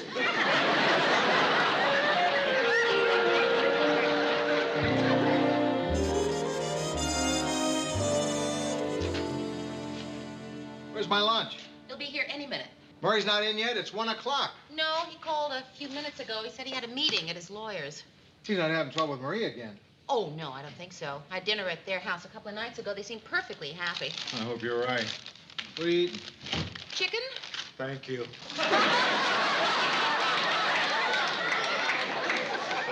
Mary, is that, Yes, Ted. Gee, thanks. Gee, I hope Murray's marriage works out as much as you do. But I still say Murray never should have come crawling back to her. Ted, don't talk with your mouth full. And your brain empty? Hey, everybody. Hi. Everybody, I got a terrific announcement. Marie and I are going to have a son. Murray, that's wonderful. Oh, thanks, Mary. That's good news. Thank you, Lou. Good news. You took my advice and slipped her a Mickey, huh? Now you don't understand. That night I went back to Marie, we talked it over, and decided to adopt. Oh, Murray, what a great idea. Yeah. But doesn't it take a long time to adopt? Well, usually, but that's the great thing, Lou. See, there's this 90-year-old boy from Vietnam. A couple in St. Paul arranged to bring him over here, but they broke up, and he's available, and, well, my lawyer just worked out all the details. What's he like? Have you seen him? Not yet, no. Marie picked him up this morning while I was with the lawyer, but she's going to bring him over here, and I'm really excited. Oh, I think that's really great, Murray. You know, that reminds me of a story I once heard. This little boy got lost in the forest, and this pack of wolves found him and took him back to the den. And the wolves, they fed him and cared for him and raised him just like he was one of their own. Gee, must have come as quite a surprise when they finally told him he was adopted. Yeah. Hello, everybody. I'd like for you to meet Lee Chin. Hello, Lee Chin. I'm Murray Slaughter. I'm her husband. Hello. Hello. Well, I'd like to introduce you around. This is Mary Richards. Hello. Hello. This is Mr. Grant. How you doing, kid? Hello. This is Ted Baxter. Hello, young man. Gee, Murray, he looks just like you. Terrific kid, isn't he? Oh, he's beautiful.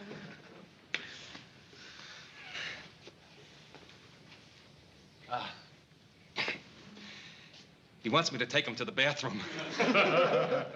Hey, you know, it's really funny. When I used to think about having a boy, I always pictured myself taking him to the ball game or taking him to the circus. Well, I guess this is what it's really like having a boy. Taking him to the bathroom. That's a lovely story, but don't you think you ought to... Come on, Lee Chin. Hiya, Phil. Corned beef fry? Yeah. Orange soda. Hey, Phil, I'm sorry. What's your last name again? Kramer. Oh, yeah, Phil Kramer. I'd like to have you meet my son. Hello. Hello. Hey, come on, we gotta get...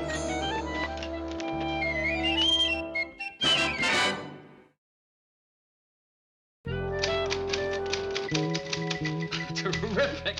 Hey, that's wonderful. Look what he typed. Zerg Turgen, my friend. He types the way Ted breathes. Hey, are you guys ready to go to lunch? Oh, yeah. Hey, hold it. I got a little trick here I want to show Lee Chin. Abracadabra, alakazam. Look at that. I pulled a quarter right out of your ear. Lee Chin, my quarter. My ear.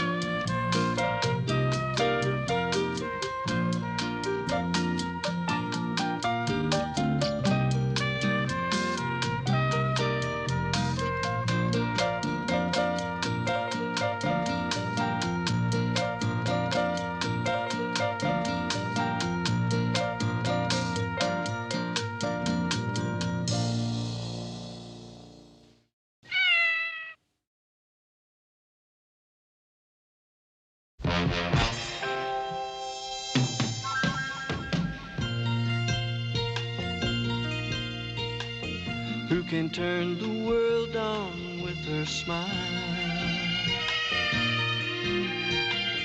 Who can take a nothing day and suddenly make it all seem worthwhile? Well, it's you, girl, and you should know it. With each glance and every little movement you show it. Love is all around, no need to waste it. You can never tell, why don't you take it? You're gonna make it after all. You're gonna make it after all.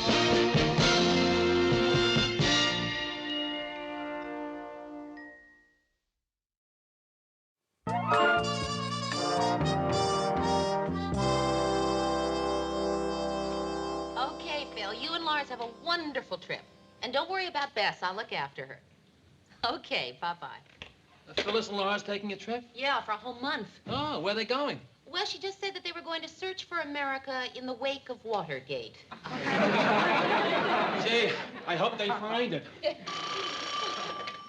Newsroom? Yes, just a minute, please. Mr. Grant, it's for you, your roof repairman.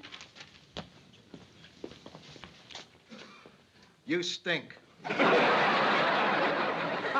You hear that, Carl? Oh, yeah, I'm sorry. I didn't know he had a secretary.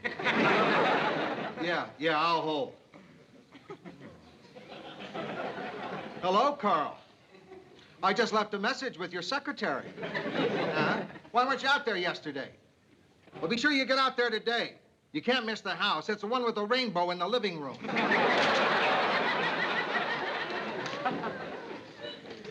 Can you believe that? Somebody just told me I lost my cue card, boy. Well, I'm going to let Lou have it. Yeah, he's in a terrible mood.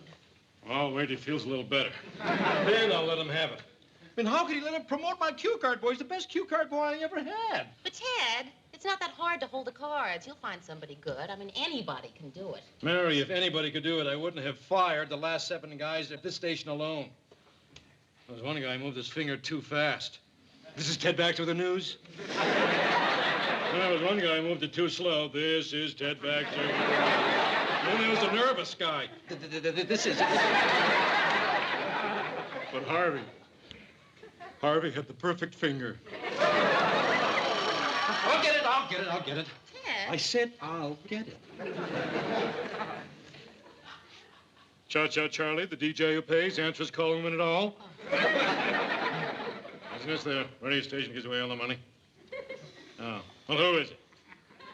Oh, well, all right. I'll tell him when... Oh, no. Oh, here he is now. Lou, it's your plumber.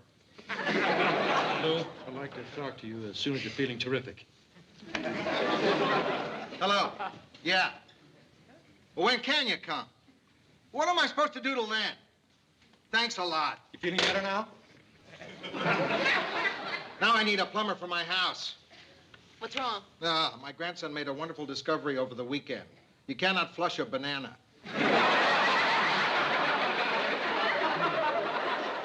Mary, try to find me a plumber. Lou, you want my cue card boy to fix your toilet? What? If we can keep him, I can get him to do it. Boy, you're really having your troubles with that place, huh? Yeah. You know, I really ought to get rid of that house once and for all. You know, that's a great idea, Mr. Grant. Why don't you just sell it and get an apartment? Okay. Okay? Well, you said sell it, I'll sell it. Yeah, but I didn't mean... I mean, you know, I figured you'd sort of think about it, you know, kind of ruminate, and then sort of in the spring, maybe. What's bothering you? Well, I don't want to be responsible for changing your life. Well, then don't go around telling people to sell their houses. Lou, do you feel any better now that you got rid of your house? What do you want, Ted? It's about my cue card boy, Lou. Oh, yeah, that's right.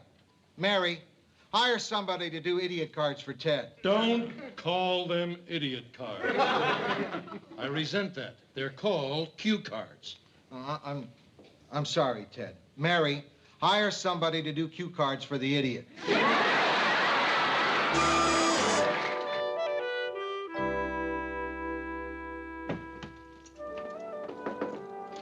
Hello. Hiya, Bess. Don't you love this new lipstick? Oh, my. That is interesting. But why would you want purple lips? Well, to match these. Say, Aunt Mary, how would you feel about giving me some slack on my curfew? Sorry, Bess. Your mother said 10:30 and not a minute later. But I'm 16 years old. But, Bess, that has nothing to do with it. Yeah, you're right. Lars is 52, and Phyllis won't let him stay out past 10:30. I got some lamb chops. I hope you're hungry. You cooked last night. Why don't you let me handle dinner tonight? Why should you do all the work? Yeah, right. Okay, you want to handle dinner? Go. Terrific. Good. Thanks, Aunt Mary. You like plain pizza or pepperoni? Plain. Hi, this is Bess Lindstrom. We'd like a plain medium to go. I'm one flight up from my place. Right, thanks a lot. It's the worst pizza ever, but they get it here in a flash. That's what I call a flash. Mr. Grant. Hi, Mary. Hi, Bess. Hi, Mr. Grant. Come on in. Kids. Kids never change. Look at that face, Mary. I bet you were just eating a popsicle, weren't you? Would you like a drink? Yeah, thanks. I hope you don't mind my stopping by. The real estate agent is showing a house again. I don't want to be there. Why not? I'm getting a little tired of him pointing to me and saying, try to picture the living room without him. Where are you moving to?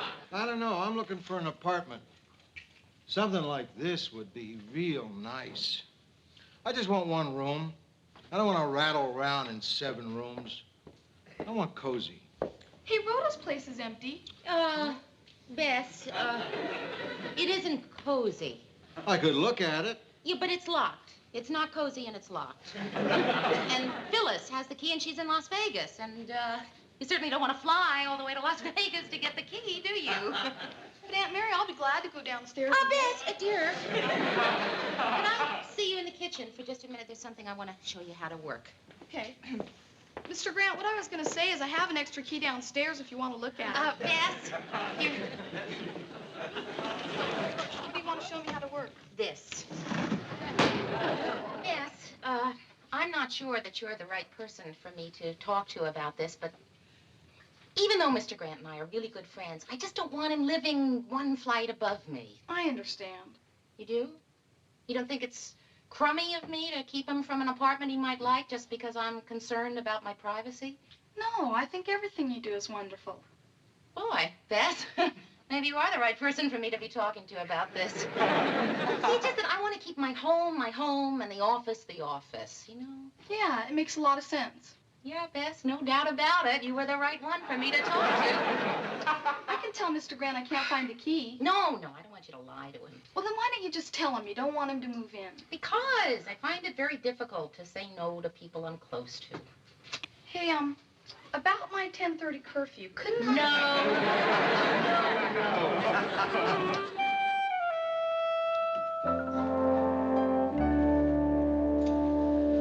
I'll take it. You can't just take it. You don't know anything about the apartment. You have to look around first. Yeah, I guess you're right. I'll take it. Don't you think it's a little small? Right, I like small. The smaller the place, the smaller the problems. But you have 7 rooms of furniture. Well, I can get rid of some of it, and the rest of it I can put on rollers. On rollers? Yeah. That way I can bunch up the stuff I'm not using on that side and wheel what I need to this side. Wheel in the dining room, wheel out the living room. Oh, Mr. Grant, you can't live like that. Why not? You have wheels on your bed? Wheels? Yeah, wheels. You have them on your bed. I don't need wheels on my bed, Mr. Grant. I never go anywhere in my bed. Nice storage space. Nice kitchen. Did you see the closet space? Did you see how small it is? I mean, Rhoda used to say it's so small that the moths had to sleep standing up. Mary, I told you I like small. This is great. Look, I'm a single guy living alone. I eat out most of the time. I don't see many people. This is perfect for me. Perfect? Yeah, Mary, it's not only good for you, it's good for me. How? How is it good for me? Let's face it, we both live alone. And this way, we don't have to worry about getting lonely. Now, if you get lonely, you can just knock on my door and say, hey, you feel like a beer? And if you're lonely, you can always Right. on mine. There's only one thing that bothers me. Yeah, what? You see me all day at the office. Now, if you have to live next to me, you'd get sick of me. Oh, Mr. Grant, I wouldn't say that. Being around me 24 hours a day, you'd get sick of me. Oh, Mr. Grant. Hey, I'm not the easiest guy to get along with. I can be pretty difficult. In fact, I can be a real pain in the neck. You'd get sick of me. Mr. Grant, I would not get sick of you. Okay, I'll take it.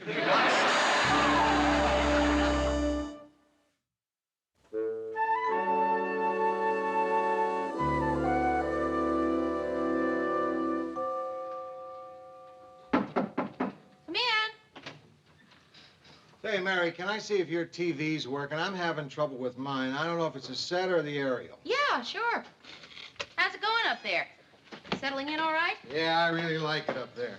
Although I am thinking of scraping the paint off the walls. Yeah, I didn't think that was your color. Oh, it's not that. It's just that I think I could use the extra space. Yeah, your picture's fine. Must be my set. I'll go watch a football game at the bar. Oh, well, listen, Mr. Grant, if you have something to watch, please stay and watch it here. I have a date anyway. No, I don't think that's a good idea, Mary. I think it's important, with you and me living this close, that we respect each other's privacy as much as possible. I don't want to impose on you. Oh, but Mr. Grant, come on, you're not imposing. Don't be silly. Watch it. Oh, all right, if you're sure you don't mind. I'm sure. Hi, Mr. Grant. Hiya. Hi, Baz. You want to watch a football game with me? No, thanks. I like real life better. Does anybody mind to say goodnight? Good night. Does anybody mind if I stay out till 12? Yes, your mother minds. 10:30. Oh, let her have some fun. Let's compromise. How's 11:30? Thanks, Mr. Grant. You're an angel.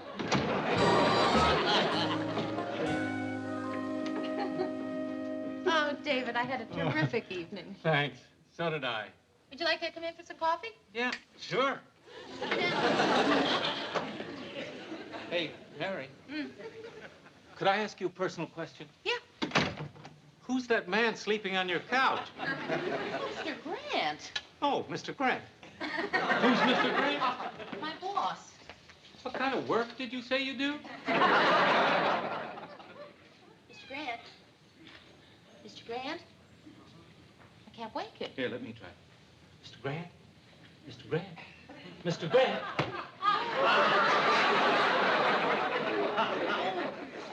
David. Are you all right? Yeah, fine.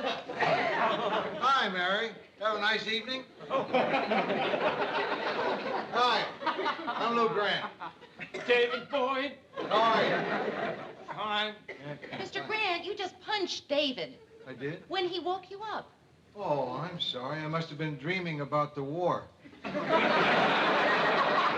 Where did I get you? Just south of Anzio. Listen, Mary, I think I better go home. Well, I had a wonderful time. Thanks. So did I. Great time. Good night. Good night. I'm sorry. It was an accident. I know. It was an accident. But you don't just sneak up on a person who's been in a war, a world war. I once got a medal for being awakened by a German. Well, it has been 30 years, Mr. Grant. I figured you'd been rehabilitated. Well, all right. You know, just between you and me, that guy can't take it. Your date's got a glass gut. I don't want to hear that, Mr. Grant. I want to know what you're doing on my couch at 1 o'clock in the morning. Well, you know I always fall asleep watching television. No, I don't know that. How would I know that? Okay, well, I always fall asleep watching television. What you don't seem to realize here, Mr. Grant, is that you ruined my evening.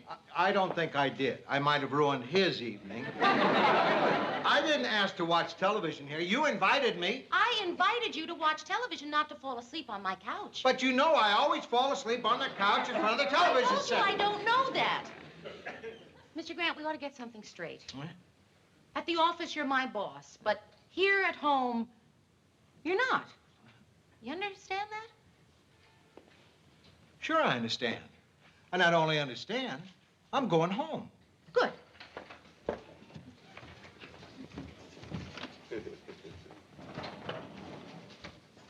You know what's wrong, Mary? You make what happened here tonight sound all bad. I beg your pardon? All right. You may be annoyed. You may be upset. You may be angry. But tell me this. Are you lonely? Lonely? No, I am not lonely. There you go. And I'm sick and tired of not being appreciated. Harry,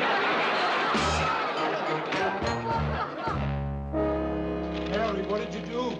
How could you make a mistake like that? What mistake? The new cue card boy. Didn't you realize she was a girl? Yes, Ted, I did. She was quite candid about that during the interview. But anybody knows it's not a girl's job. And that's why they call it a cue card boy. Ted, give me a break, will you? I didn't get much sleep last night. I'm very upset, and I'm way behind on my work. I can't cope with it right now, okay? Oh, yeah? Well, maybe Lou will want to talk about it. Good. I wish you would. Do that. Oh, come on, Mary. Have a heart. I can't work with a girl cue card boy. That's too thin. I like it bold because I say it bold. All right, Ted, I'll ask her to print boldly. And there's something else, too. I don't feel right, you know, when I make certain kind of jokes during the commercial breaks when a girl's around. Well, Ted, if you don't feel right, then don't make them. But I have to. They keep the little people relaxed. Keep them sort of loose, you know? I need a loose crew, Mary. Ted, if you don't have a loose screw, nobody does. Oh, say, Lou. What is this above the letter I? A dot or a circle? A circle. You see what I mean, Mary? All right, so it's a circle, not a dot. I want dots over my eyes, Mary. Dots. And that's why Ted thinks we need a new cue card person. It's just... Ted's the one who has to read the cue cards. If he's not satisfied, there should be a change. He's right.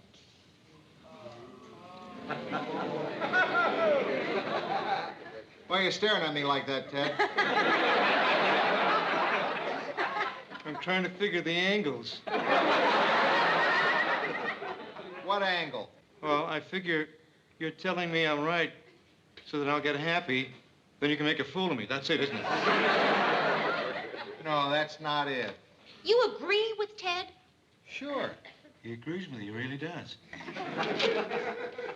No, if it's a joke, make a fool of me now. Wouldn't be nice to wait later.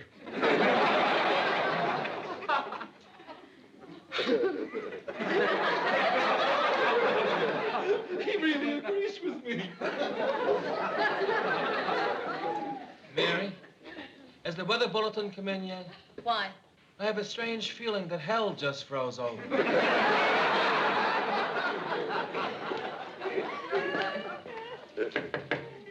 Who is it? Mary. Mary who? Mr. Grant, I have to talk to you. Mary, we're in the office now. You can't just barge in here like some kind of neighbor. You want to say something, but you're having trouble starting, right? Right. I know. Starting is always the hard part. Now, would it help you if I started? Would that help? I don't know. Yes, it probably would make it a little easier. All right, I'll start. What? Mr. Grant, you don't really agree with Ted. You're just taking his side because you're upset over what happened at home. Home? Home? Didn't we agree to separate our home relationship from our office relationship? Yes. And where are we now? In the office? In the office, right. And in the office, we take a pretty dim view of our people hanging out until all hours of the night and then breezing into work whenever they feel like it. Mr. Grant, that's not why I was late. I was late because I was upset over what happened last night. And you know I can't sleep when I'm upset. I don't know that.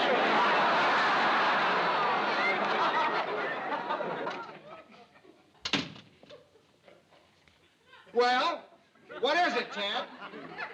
I was just about going to tell the guys in the crew how you said I was right about the cue card girl, but then I figured that was the joke. That you'd wait until I told the guys on the crew, and then you'd pull the old rug out from under and said, well, I just came in to tell you that I'm not falling for it. Ted, if you'd like to know what's happening here, Mr. Grant is taking your side because he's upset over something that happened at home. Oh, no, I'm not buying that. Because if that's a joke, that would be the perfect thing to say to convince me that it wasn't. Mr. Grant, I don't think you and I have anything further to say to each other. I mean, I know that I don't. Oh, yes, you do. Yes, you do. You want to tell me that you want me to move out of Rhoda's apartment. Oh, yes, Mr. Grant, I guess I do.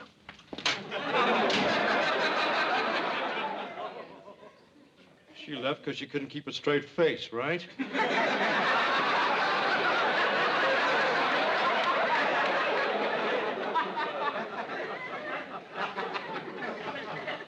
Come here, Ted. Closer. I'm going to pretend to be asleep. Well, I guess that's it. You want to sign here? Yeah. Thanks. Thank you. I wish everyone had sense enough to put everything on rollers. Hi. All set to go? Mm-hmm. Well, looks like they got just about everything moved out. Uh-huh. The new place all ready to move into? Uh-huh. Mr. Grant, couldn't we talk about this? Uh-uh. Mr. Grant, I've been trying to talk to you for the last week. You keep rumbling by saying no comment, like I was from the Washington Post or something. There's nothing to talk about. We tried, and it didn't work out. I'm sorry. There's nothing to be sorry about. Nobody's to blame. That's the way things happen. And you're not angry with me anymore? No. was just one of those things. You know, it's hard to leave this place. I'm used to it here. We were only here for 2 weeks. I know, but it seems like 3 or 4. Well, we had some good times here, didn't we, Mayor? We sure did. Great times. Where'd we go wrong, Mary? Oh, I don't know. Mr. Grant, I guess, just wasn't meant to be. Well, one thing you have to admit about us living next to each other like this, it sure wasn't lonely. It sure wasn't. You know, Mary, loneliness is vastly underrated.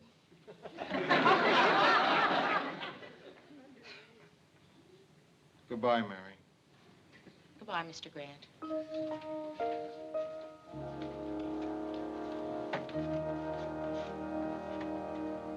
I'm gonna miss you, Mary. Oh, I'm gonna miss you, too. See you in the office tomorrow. Right.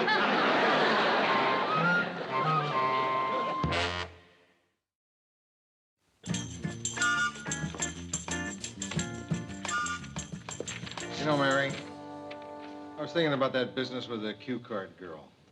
You do whatever you want, never mind about Ted. Thanks, Mr. Grant. I know she's gonna work out just fine. Hey, how's the new apartment? Oh, terrific. Sure beats living in a house. Yesterday, my grandson came to visit me again. Yeah? Tried to flush another banana. And all I had to do was phone for the janitor. Within 5 minutes, he came upstairs and he brought me a brand new banana.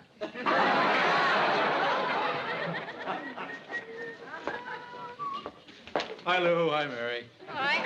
What are you so happy about, Ted? Well, I was just telling all the guys in the studio how you took my side over Mary's. Oh, yeah, Ted, about that. I knew it. No, it's just that Mary... I knew it. Said it goes very I knew you were going to do this to me. I knew you were going to play this trick on me. You're a cruel man, Lou Grant. You're cruel, vicious, and you're sick. I knew it. I knew it.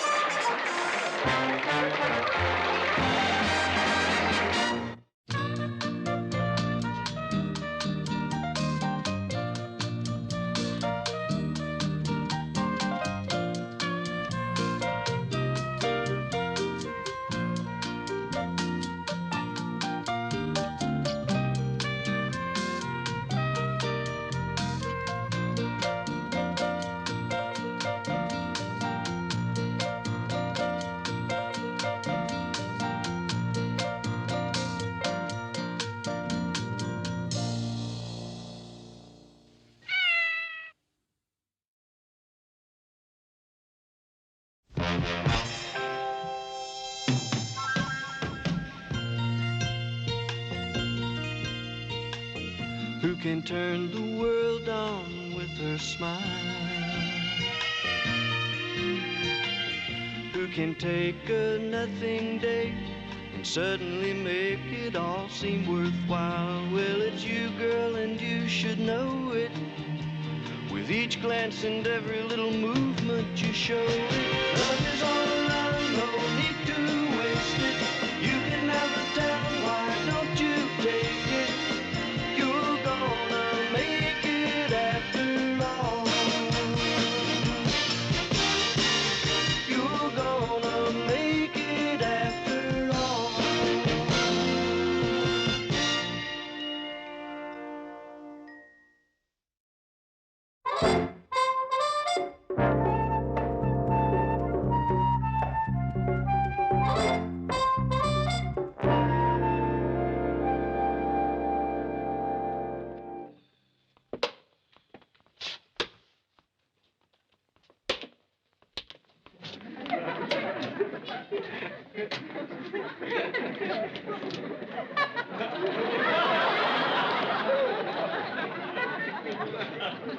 I'm sorry I'm late, Lou, but you know how fans can hold you up.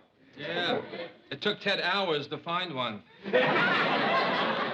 Okay, we should have had this meeting long ago. Our newscasts have gotten pretty static. I want to do something new, something different, something that's never been done before. So, I have decided to hire a lady to do a short editorial segment on the show every evening. You mean like Kathy Daniels at WKGW?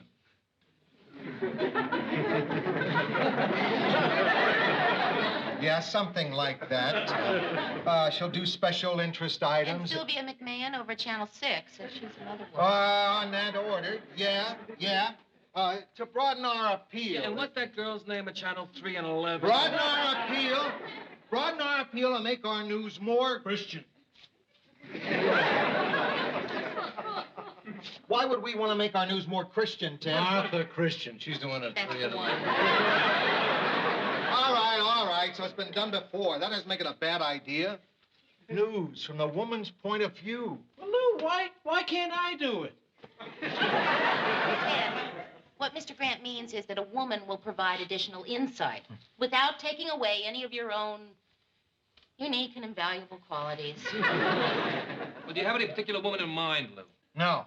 We'll hold auditions next week. Mary put some ads in the paper, that sort of thing. Any particular qualifications? Well, she doesn't have to have a lot of experience in television, but she should be attractive like you, Mary. She should be about Mary's age.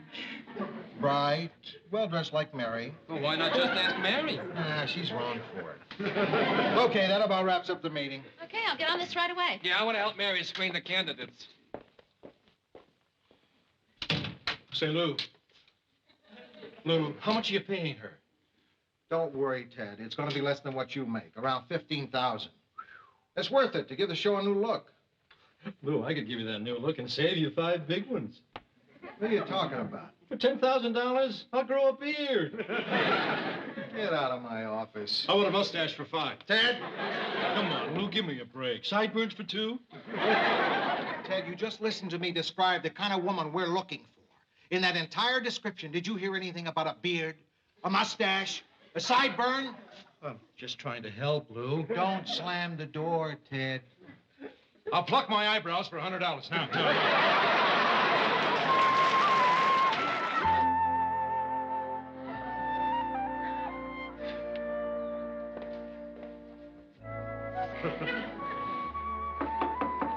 Who is it? Georgette. Come on in.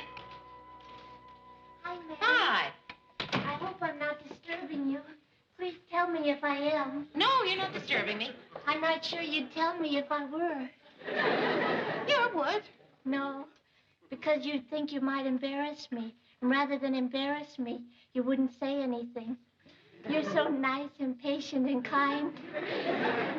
You wouldn't say anything, would you? Well, I don't know. Maybe. Thank you. But I don't want to disturb you. Georgette!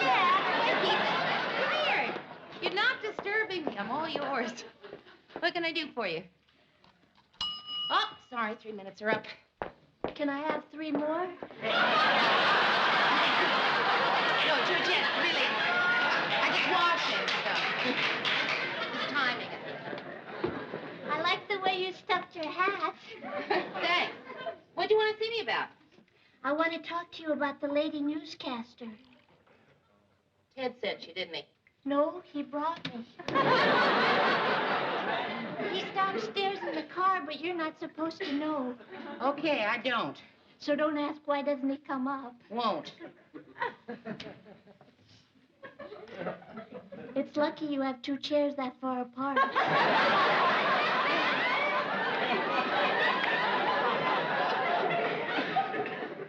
Anyway, about this lady newscaster. Please don't laugh. But we want me to be her. You want to audition for the job? Absolutely. Cross my heart, I swear. Really? No. I told Ted I'm not a very good liar. Ted wants you to audition? Yes. That just doesn't sound like Ted. When he heard how much the salary was. He sent me over here to butter you up. But don't think that that's why I said I like the way you stuffed your hat. I do. I like the way you stuffed your hat. Thank you.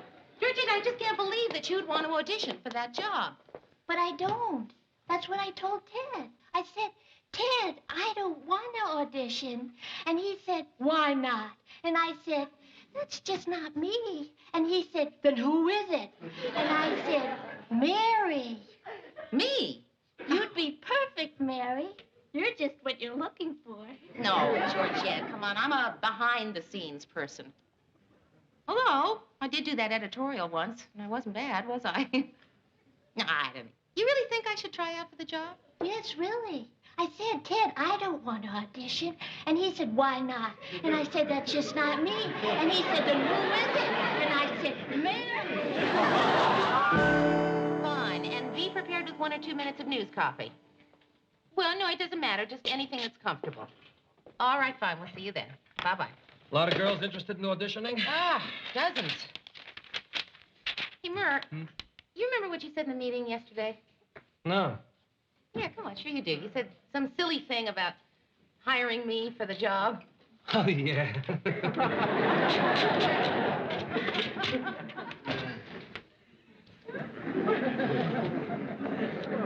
Hi, everybody.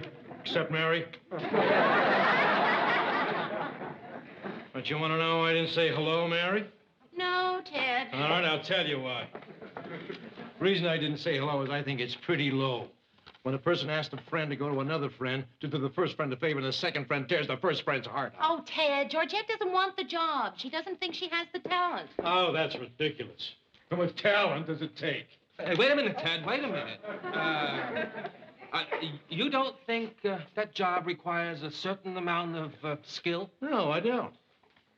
I mean, you feel that any fool can do it? That's right, just about any fool. Let me get this straight, then. Now, you are saying that any half-wit could just walk in here and read the news?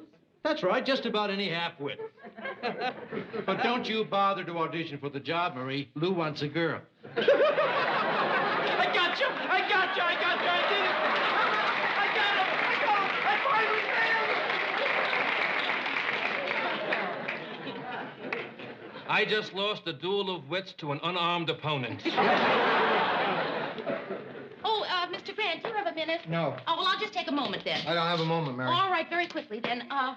Mr. Grant, you remember that on-the-air editorial I did? Yes. Well, I wasn't bad, was I? No, Mary, you weren't. Come in.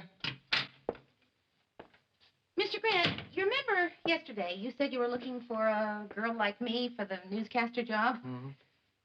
Well, I'm a girl like me. In fact, I'm probably the girl most like me I know. Mary, don't you think you were the first one I thought of for the job? Well, then why didn't you let me audition for it? Well, because I'm afraid I'd hurt you if you auditioned and I had to tell you I was giving the job to someone else. I just couldn't bear hurting your feelings that much, Mary. Oh, Mr. Grant. And I really think you'd stink. Look, try to imagine that it was me who was trying to be a newscaster, and you had to tell me that, no, that's a rotten example. I'd be terrific. Mr. Grant, it's not going to break my heart if I don't get the job. And it certainly wouldn't be the first disappointment I've had in life. Yeah? Yeah, I've had plenty of disappointments. Like what? Well, of course, things have been pretty good lately. All right. When I was in high school, I ran for the president of my senior class. Mm. Boy, I painted posters. I made speeches. I campaigned for months. And you lost. No, I won, but not by nearly as much as I thought I would. But I got over it eventually. Excuse me. So, Mr. Grant, all I'm asking for is the chance to audition, just like anybody else. Oh, okay. You can put your name on the list. Oh, Mr. Grant, thank you.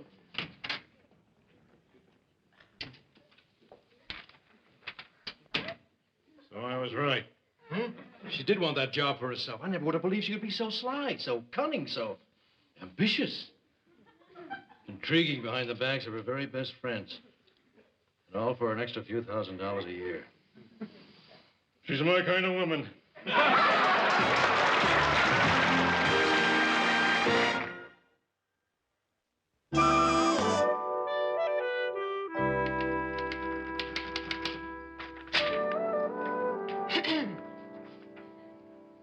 Thank you, Mr. Baxter. Mr. Baxter. Thank you, Ted. Thanks, Ted. Thank you, Ted. Excuse me, Ted. Who is it? It's Joanne, dear.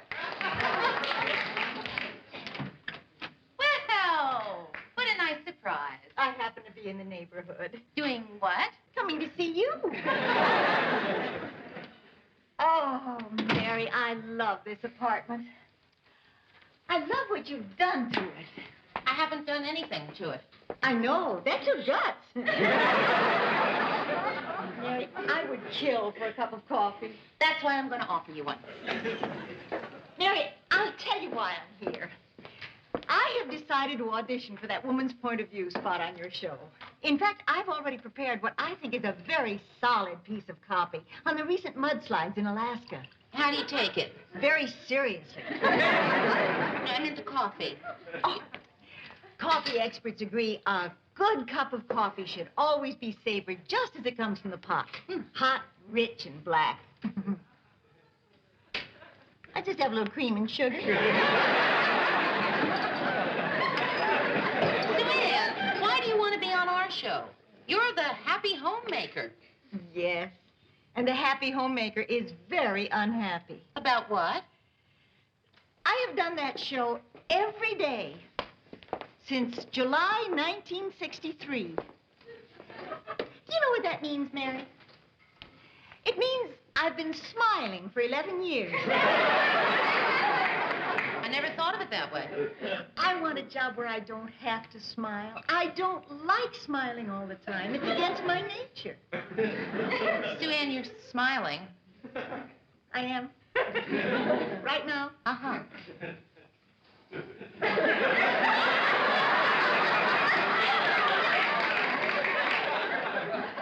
I can't tell anymore. I'm in a rut, Mary. Everything I do is mechanical. I just go through the motions. Oh, well, Sue Ann, come on. Everyone feels that way about her job sometimes. But I can't pretend anymore. I've cooked it all. I've eaten it all. I've cleaned it, trimmed it, and stuffed it. Well, gee, I can sympathize. Monotony has turned me into a bitter, spiteful person. Oh, I know you haven't noticed, but it has. Really? And I don't want to be that way, Mary. I want to be a nice person. And with your help, I'm going to be a nice person. And changing jobs is the first step. Well, Sue Ann, that puts me in a sort of an awkward position, see, because I'm going to try out for the job, too. Well, now, I wonder how a nice person would react to that news. Well, I don't think a nice person wouldn't point out the dubious ethics of an associate producer auditioning for her own show. A really nice person wouldn't use phrases like undue influence or conflict of interest or two-bit double-crossing think. Oh, now, just a minute, Sue Ann. In the language of the newsroom, that's an allegation. I have no more influence over the audition than anybody else. Mary, dear, in the language of the kitchen, that's a crock. And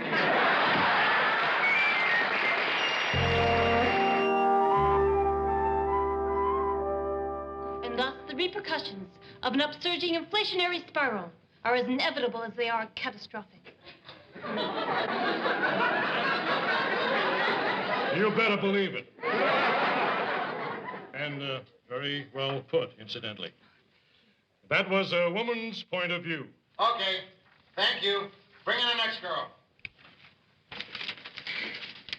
That was just awful, wasn't it? I hated myself. I was just awful. No, you weren't. You were fine. Thank you. How was I, Lou? Just awful. Good morning, Lou. Oh, good morning, Sue Ann. Ted will brief you. Sue Ann, park it over here. That's the camera. When the red light goes on, that means that the camera is about... I know what I'm doing. Just cue me and then stick a sock in it.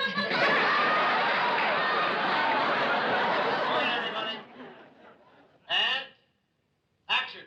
And now with the new feature, news from a woman's point of view, Sue Ann Nivens. Thank you very much, Ted. And good evening. Massive mudslides wreak havoc. Late last evening, huge mudslides in south central Alaska buried the picturesque little village of Nornsk, long noted for its tapestries and woolly artifacts.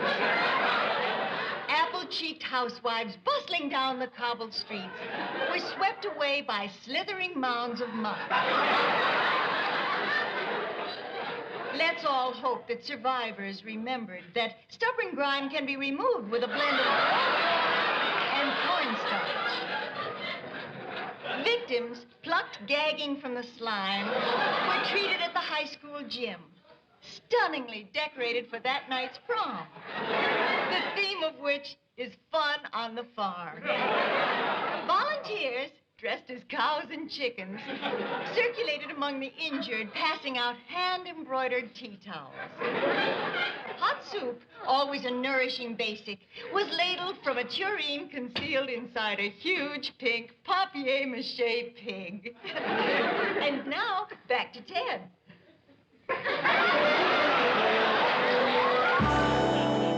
Thank you. Enid Beringer, The Twin Cities.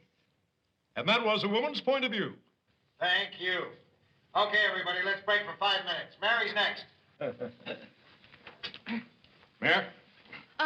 Listen, Ted, I can wait. Why don't you let someone else go first? You're the last one, Mare. Oh, well, maybe someone else would like to do it again. Oh, come on. Oh, why did I get myself into this? Mary? You're nervous. Yeah, I am. Listen, you've got nothing to worry about if you trust me. Okay? Because, Mary, I'm on your side. I want you to win. Now, do you trust me? No, of course not. Listen, I know how to please an audience. When I read the news, that camera is a person to me, the most wonderful person in the world. I caress it with my eyes. My mouth may be saying the cost of living went up 0.8%. But my eyes are singing, be my love. Okay, we're ready, Mary. Quiet, everybody. Action. Remember, just pretend the camera's your lover. Make love to it with your eyes.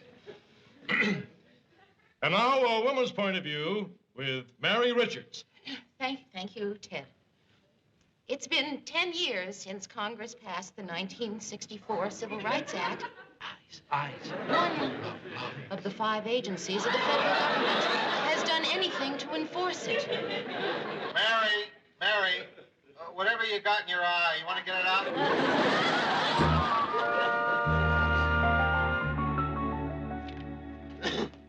Oh, hey, Lou, you gonna give Mary another try? What for? She wasn't good, Murray.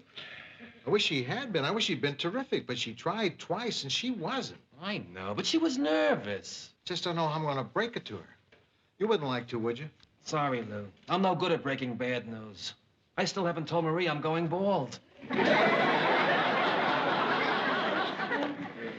You wanted to see me, Mr. Grant? Oh, yeah, Enid. Welcome to the news team. Welcome to the... Does that mean I got the job? Mm-hmm. Oh, thank you, Mr. Grant. Enid, one of the first things you'll want to learn about this job is no hugging. We're not a hugging newsroom. Some staffs hug, we don't. Tell you what, you go on down to personnel, tell them you're starting Monday, and fill out all the forms. Right away. Thank you, Mr. Grant. You'll like personnel, they hug.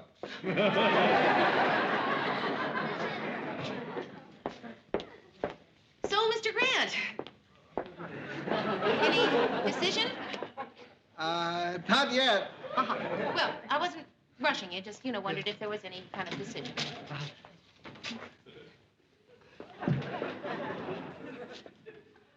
Mary, I haven't made the decision yet because you're going to make it. Your second take was very good. Oh, Mr. Grant, thank you. I was still a little Very nervous. good. Yeah. But there's one other tape I want you to look at. It's between you and this girl. Now, you watch, and you tell me. Point of view, Enid Behringer. Thank you, Mr. Baxter. I would like to give you the woman's point of view, but I'm having a problem trying to figure out exactly what the woman's point of view is. I mean, do all women think alike? Do Bella Abzug and Connie Stevens think of exactly the same thing when they get up in the morning? Okay, maybe when they first get up in the morning, but after that, I don't think so. And I don't think girls are made of sugar and spice anymore. Those things cost too much money.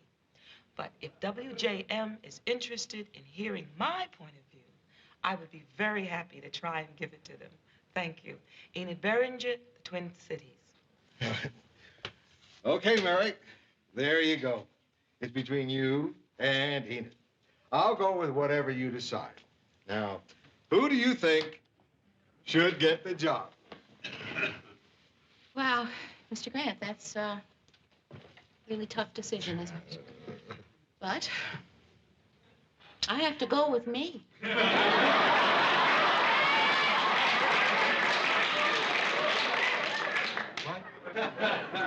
Mary, Enid gave a great audition. Yes, she did. Excellent, an excellent audition.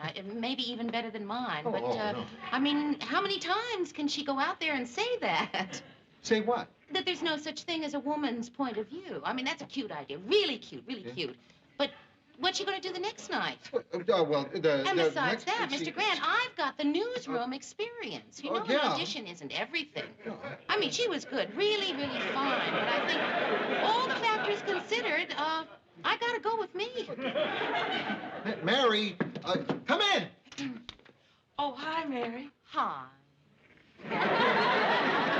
Mr. Grant, it's all set. I went down to personnel. I told them I start Monday. And thank you again. I won't let you down.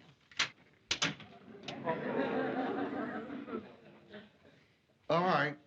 All right. I lied. I'm sorry. I was trying to spare your feelings. Well, you don't have to spare my feelings, Mr. Grant. Okay. Okay. Look. Look, Mary. Look. Now you look. It wasn't between the two of you. You didn't finish second. You finished fourth. Fourth? That's why I couldn't tell you the truth right out. Fourth? I didn't want to hurt you. Fourth? Sixth.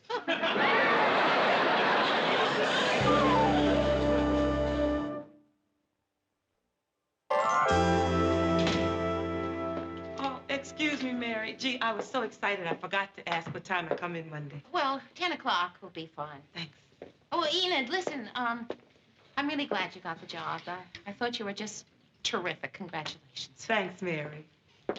Mary, that's really nice of you to say, because I know you auditioned, and I'm sure you must be disappointed. Oh, no.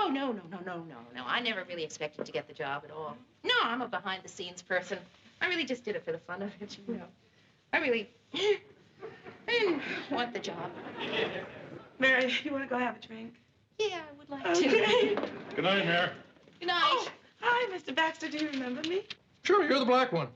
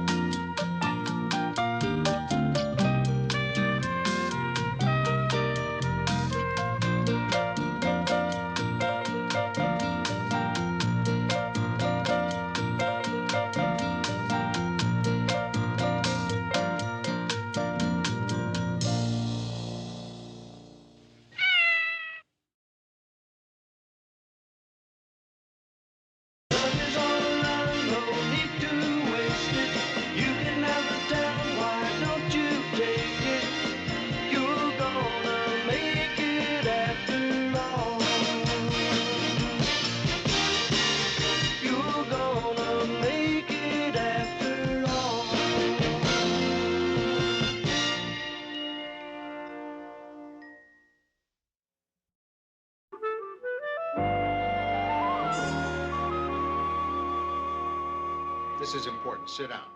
You'll like this. Now, you've been here, what is it, 5 years now? Yes. And during that time, you've worked enormously hard. You've done a fantastic job. Oh, well, thank you, Mr. Grant, but I wouldn't say that. You wouldn't? Well, let's forget the whole thing. Okay, all right. I would say that. Mary, there's only one way to tell you this, and that's to tell you straight out. I've decided to promote you to producer of the WJM 6 o'clock news. Oh, Mr. Grant. Oh, well, that's it. I just don't know what to say. Really? I thought you put it very well. But I mean, it's just so incredible. I mean, because, of course, I always dreamed that one day I would be a producer, but that you would actually, at this point, make me your co-producer. No, not co-producer. I'm making you the producer. Well, what about you? I'm making myself executive producer. That's great. But what made you suddenly decide to make me the producer? Well, I just thought a promotion was long overdue. Oh, thank you, Mr. Grant. Not yours, mine. So then, you'll be the executive producer, and I'll be the producer. What do we do about offices? What do you mean? Where will my office be? What do you need an office for? Well, I just assumed that as producer, I'd have a lot more responsibilities, a lot more things to do. And... No. Whatever you used to do as associate producer, you'll do now as producer. Oh, I see. Naturally, there will be certain financial benefits. Oh? Starting next month, you're going to get a raise of $1,000 a year. Oh, that's great. Mr. Grant, that's, about $20 a week, isn't it? I thought I was going to get a raise of $20 a week anyway. Well, now you're going to get it for sure. Well, thank you. Mr. Grant, let me just see if I'm getting this straight. I'm going to be the producer, but I'm going to have the same responsibilities, the same job, the same no office, and I'll be doing the very same things I had been doing. Right. Well. I just hope I can handle it.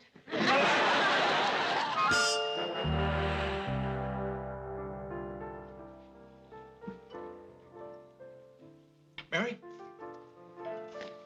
Hi, Ted. I got here just as soon as I could. Sit down. What's wrong? Care for a drink? No, thank you. You said it was important that you had to see me right away. Well, let's order first, then we'll talk. Yes. I'll have the veal cordon bleu with the house salad. Mary, whatever you like, don't worry about the price. I'll have the lamb chops. She'll have the $8.95.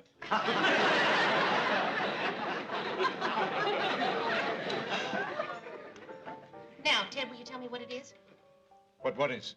Why did you call me and ask me to meet you here? I mean, you made it sound like some kind of an emergency. Have some wine, Mary. No, thank you, Ted. We'll need it for the toast. What toast? Mary? To our first date.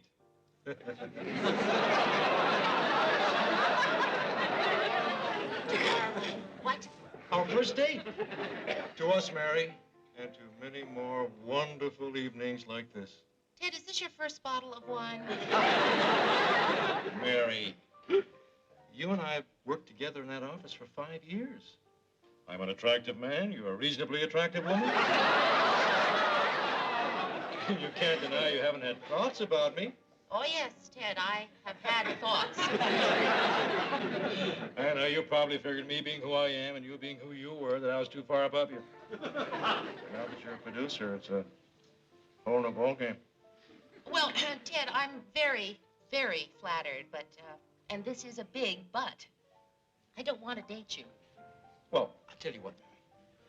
We'll do it on the sly. Let's get right now. Even in the newsroom, it'll be our secret. Oh, naturally, there'll be those meaningful glances across the desks, those furtive longings, those private jokes that only lovers understand. Oh, Ted, please stop. Let's get something clear right now. I don't want you to think of us that way. How am I supposed to think of us? Think of us as brother and sister. Brother and sister, huh? I've always wanted a kid sister, someone to help me meet a lot of chicks. Ted, I can't help you meet a lot of chicks. Then you can't be my sister.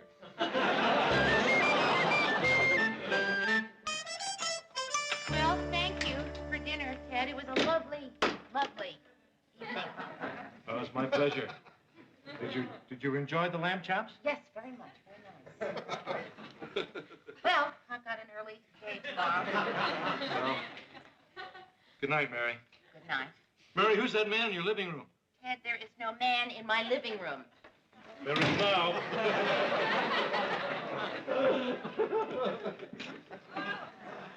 I'll have mine black, Mary. There's no coffee.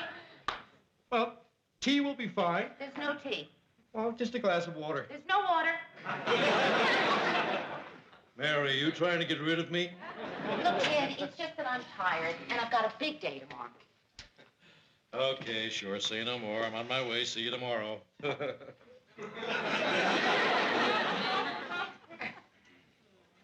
Oh, okay.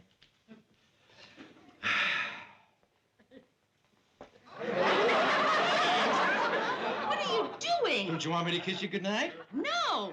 I understand you're afraid of losing control of yourself. I am not control of myself.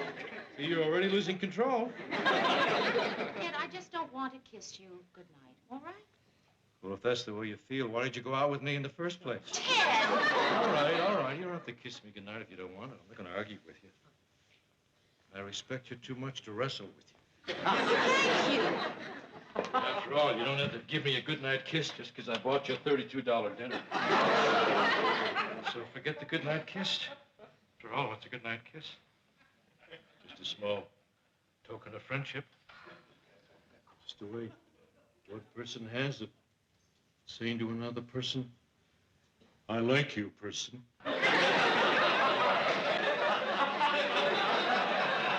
You don't think I'm worth the simple, innocent kiss goodnight? Well, that's all right. Ted, if I kiss you goodnight, will you go home?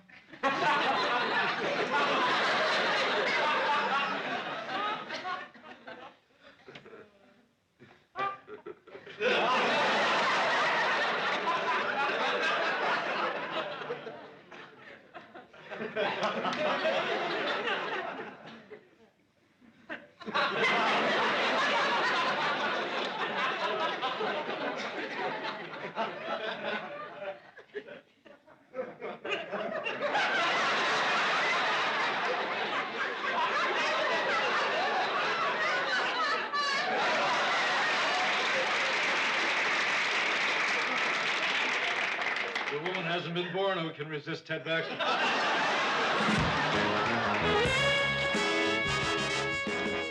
Hi, guys.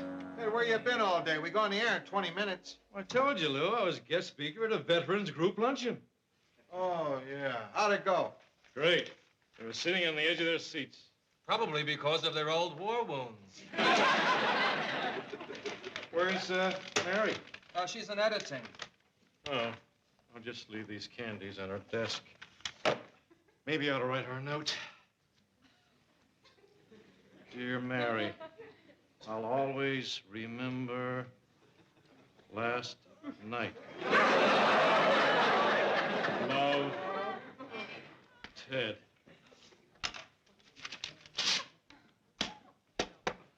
Oh, last night. Was there ever a night like last night?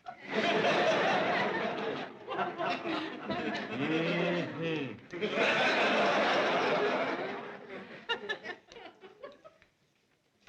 Ted, what happened last night? I don't think it's any of your business, Lou. You're right, Ted. However, since you brought the subject up, just so happens that Mary and I had a date last night. Ted, have you been putting anything funny up your nose? I want to level with you guys. I've had my eye on her since the first time I saw her. And yesterday, when I realized she'd been here 5 years and I haven't really made my move yet, well, I said to myself, if you're ever going to make a move, now's the time to make it. Otherwise, before you know it, another 5 years will go by and she'll be too old for me. Well, what did you and Mary do on this date you had? Well, we had an intimate dinner at the Chez Antoine, then we went back to her place for coffee. You went back to her place for coffee? Well, we went back to her place, but we didn't have coffee. If you know what I mean. Mary and Ted? It's impossible. Joey Hutherton and Mao Zedong, eh? Who brought me the candy? Oh, Ted left that, and the notes. Ted. Honestly, sometimes I don't believe that man. Right. You wouldn't believe the story he just came in here with. What story? Ah, some crazy story about you and him going out on a date last night. Ted said that he and I had a date. There was no date. No date. All it was. Mary, you don't have to say a word. We know Ted. Yeah, Ted's always bragging about something, and the day it's you, so don't worry about it. Right, believe us. We didn't give it a second thought. Oh, hi, Mary. Say, listen, did I by any chance lose a cufflink in your apartment last night? Yeah, you did, Ted. I found it in the couch this morning.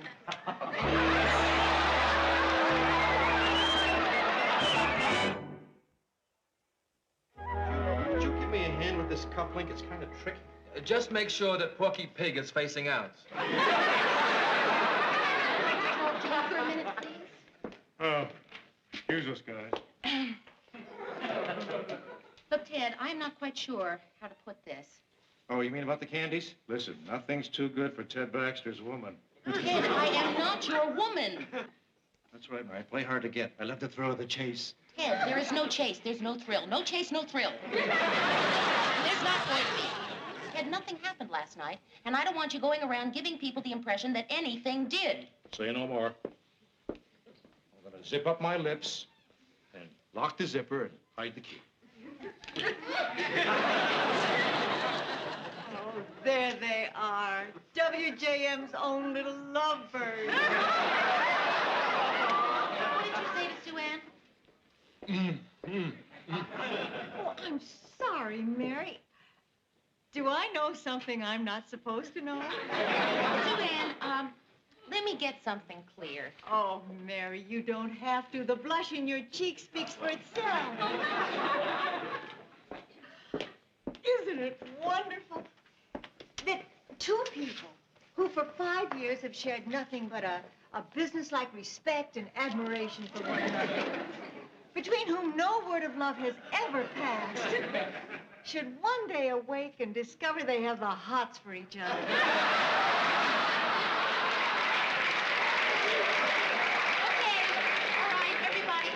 I'd like to say something. I don't know what Ted told you happened last night, but I would like to get it straight. Just so there's no misunderstanding. Not that it matters one way or the other, but just for the record, Ted Baxter and I did not go out on a date last night. True, we did have dinner together in a restaurant, and true, he did bring me back to my apartment, did in fact come inside the apartment, and true, I did kiss him goodnight, but there was no date. Right? Oh, sure. Good. Who said there was a date? I mean, why should we think there was a date? Look, Murray, if I were going out with Ted, I would admit it, wouldn't I? Mary, you want to come to my office first?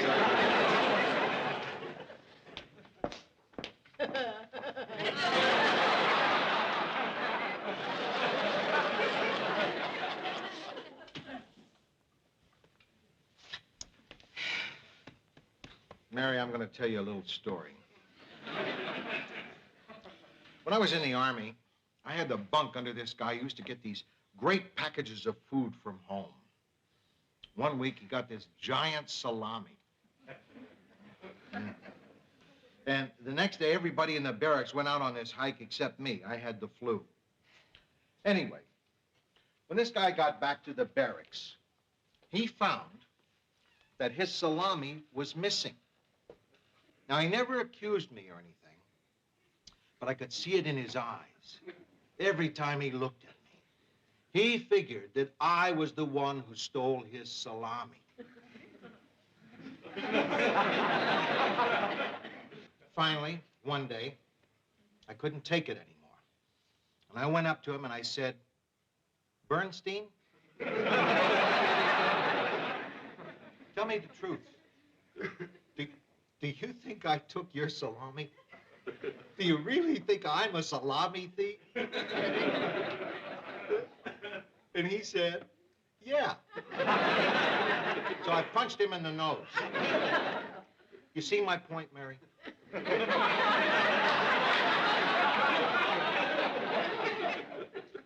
Neither did Bernstein.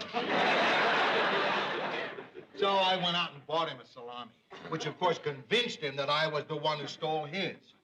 Anyway, what I'm trying to say is, you can't let yourself worry about what other people think about you, or you'll go crazy.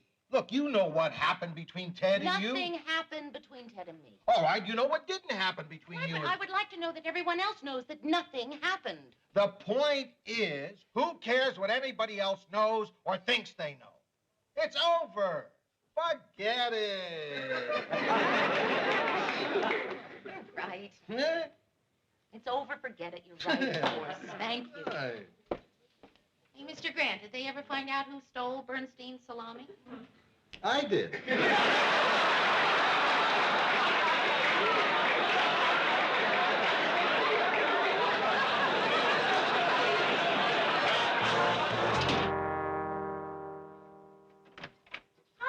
Hi, Mary. Come on in.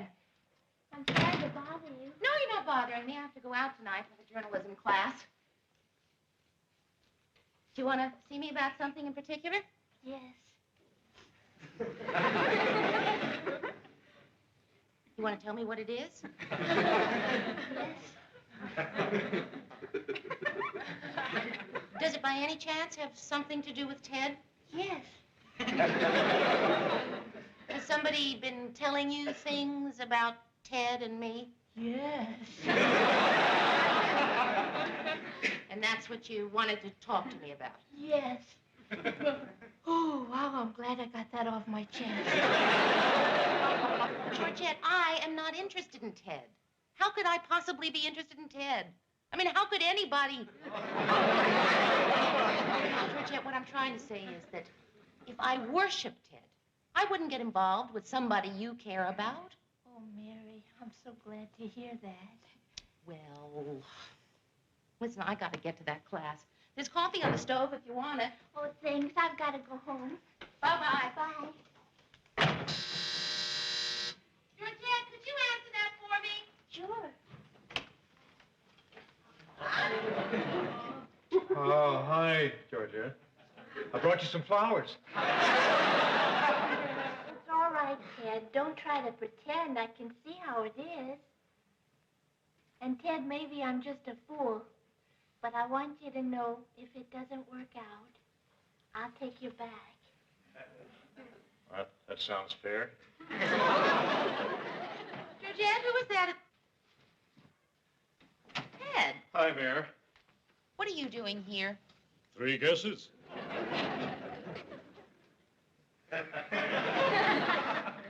All right, Ted. Before things get really crazy, I want you to explain to me why you are doing this. I mean, why are you doing this all of a sudden? And why are you doing it to me? I got you, Mayor. Why this? Why now? Why you? Yes, will you please tell me? Why not? Mary, you don't know much about me, do you? I mean, probably just what you read in my bio. No, Ted, I haven't read your bio. You know nothing about me. So, Mary? You're not going to tell me about Fresno, are you, Ted? I'm not going to tell you about Fresno, where it all started in the 5,000-watt radio station. No, Mary, I'm going to tell you about me and women. Things I've never ever told a human being before. The only reason I'm telling you is that I'm hoping deep in my heart that after you hear all this, you'll be a pushover. No. Mary, all my life, there's been a certain kind of woman that's never been interested in me. Classy, you know what I mean? Uptown, shishi, ritzy, chic. Ted, I'm not that kind of woman. Well, I know, Mary, but you're as close as I'll ever get.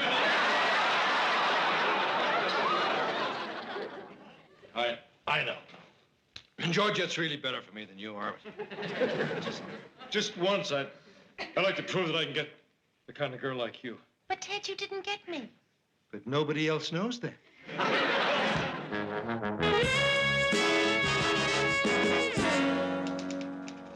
Good morning, everybody. Oh, people, I just want to tell you, don't make any plans for this afternoon. I am taping a very special show, and you're all invited. It's called Soul Food for the Adventurous Wasp. All right. Okay, that does it. I've got to say something. I don't know what I'm going to say, but I got to say something. What's wrong? This whole crazy thing with Ted has just gotten out of hand. Now everybody in the building thinks I'm easy pickings. That's ridiculous, Mary. Oh, really? Tony at the newsstand, who for 5 years has been saying, "Good morning, Miss Richards," today greeted me with, "How's tricks, Cookie?" And just now, Ollie, the elevator man, stopped the car between floors, leered at me, and said he was out of gas.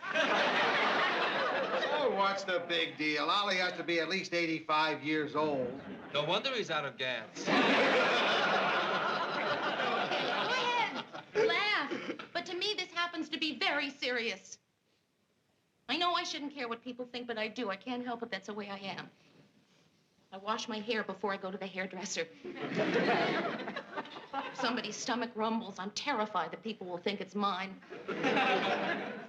Once I went into a bookstore to buy a copy of What You Always Wanted to Know About Sex But Were Afraid to Ask. I was afraid to ask for the book. So you can see why it's very important for me to know that you all believe me about Ted. Even though I realize the more I stand here trying to get you to believe me, the less you do believe me. Mary, we believe you. How can you believe me? If I were listening to me talk like this, I wouldn't believe me. Mary, you gotta calm down. Well, I can't. Mary, you want to come in my office? No, Mr. Grant, the Bernstein story won't do it. I never did understand it. Look, I'm really sorry. I thought I could maybe clear things up. And I don't even know what I'm talking about anymore, and I'm very sorry, so let's just forget it and we'll go back to work. Hold it. Everybody stay where they are. Now hear this. For the past couple of days, I've been saying things that led you to believe there's something between Mary and me. Well, I lied. In the first place, she didn't propose to me. And in the second place, she never offered to take me to Hawaii. And in the third place, there are no fingernail scratches down my back. They're all lies. I made them all up. To sum it up, I am not now, nor have I ever been, Mary Richards' lover. Well, you can go back to work.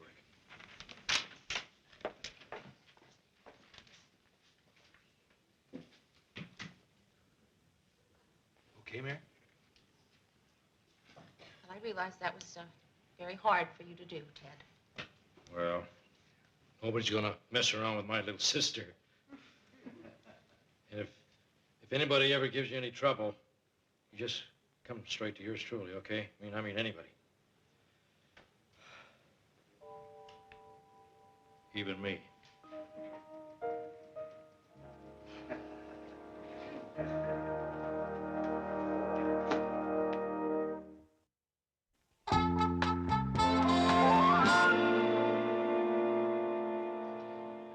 So you see, Chuckles, no matter what you heard, nothing happened between Mary and me.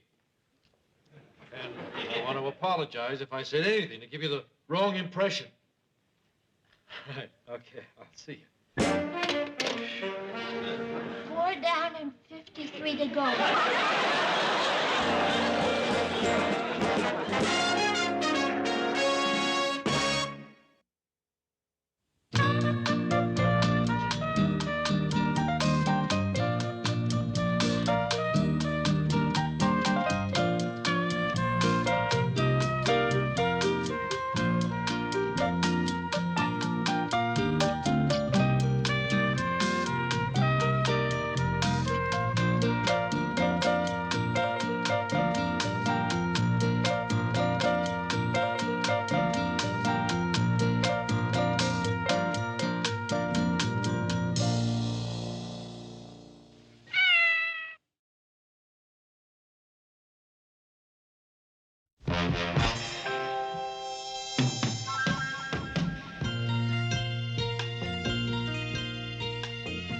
can turn the world on with her smile, who can take a nothing day and suddenly make it all seem worthwhile. Well, it's you, girl, and you should know it. With each glance and every little movement you show it. Love is all around, no need to waste it. You can have the town, why don't you take it? You're gonna make it after all. You're gonna make it after all.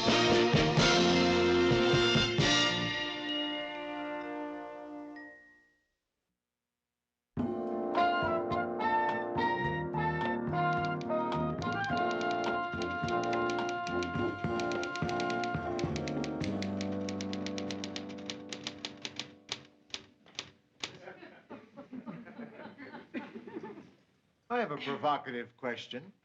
Why is the producer of the 6 o'clock news watching the writer of the 6 o'clock news write the 6 o'clock news? Because, Mr. Grant, since you made me a producer over a week ago, I just feel I should be doing something more. I was supervising somebody. Can't you give me something to do? I don't care anything, how small or insignificant. Bye, guys. Okay, from now on, you can supervise Ted. Welcome to your first command, General Custer. Say, the newsroom is certainly redolent of coffee this morning. It's what? And you call yourself a writer? Redolent. Redolent of coffee. It means it smells. Ted, what's the book? You and your vocabulary. I'm planning to work in a few words into every newscast, give it a little class. What do you think of the idea, Murph? I think it's redolent, Ted. Well, Mary, we certainly didn't wait long to get ourselves a press agent, did we? What are you talking about, Sue Ann? This piece of puffery in the TV section. News show appoints woman producer. I didn't see that. I'll bet. With this promotion, Mary Richards becomes the most important woman at station WJM. Someone around here certainly wasn't very reticent. Now, what's that supposed to mean? Reticent? Inclined to be silent? Ted, come on, I know what the word means. Sue Ann, I didn't give them this story. Although I must say, it certainly is accurate. Oh, Mary, you sweet, innocent, naive, albeit ruthless child. Mary, here's tonight's rundown. I put everything the way I want it. Bring me Murray's copy so I can approve it. Then see if you can get somebody up here to fix that squeak in my chair. Right. Mary, I know how busy a producer is. So here's a little tip. A dab of Mazola oil on Lou's swivel, and he'll be sitting pretty. Well, I'm off. This afternoon, I'm doing my annual salute to fruit. I have to go plump my prunes. Here's one for you, Murray. What's superfluous? Me. Come in. Mr. Grant. Did you get something for the squeak in my chair? No, I didn't, Mr. Grant. I am not a chair squeak fixer. You got Murray's copy? No, I thought I would read Murray's copy. I'm the producer. Yeah. Yeah, that's exactly why I made you my producer, Mary, to relieve me of that kind of chore. Yeah, and that's exactly what I want to talk to you about. I've got to tell you, you've been doing a terrific job. Well, thank you, Mr. Grant, but I don't I'm not think much that you... on compliments, but this whole past week, you've been just great. I mean it. Well, thank you very much, Mr. Grant, but I wonder You don't know if you what know... it means to have someone you can lean on to step into a job like this, to take the worries off your shoulders. I'm one lucky guy. Well, that's really very nice of you to say, Mr. Grant. You know what the big difference has been, Mary? Since you've been in charge here, nobody's come through my door to complain or to argue about anything. Wow, has that been great? Well, sure, yes, I can see where that would be a relief. Yeah, so I just want to say to you, Mary Richards, thanks for doing the job so well. You're welcome, and thank you, Mr.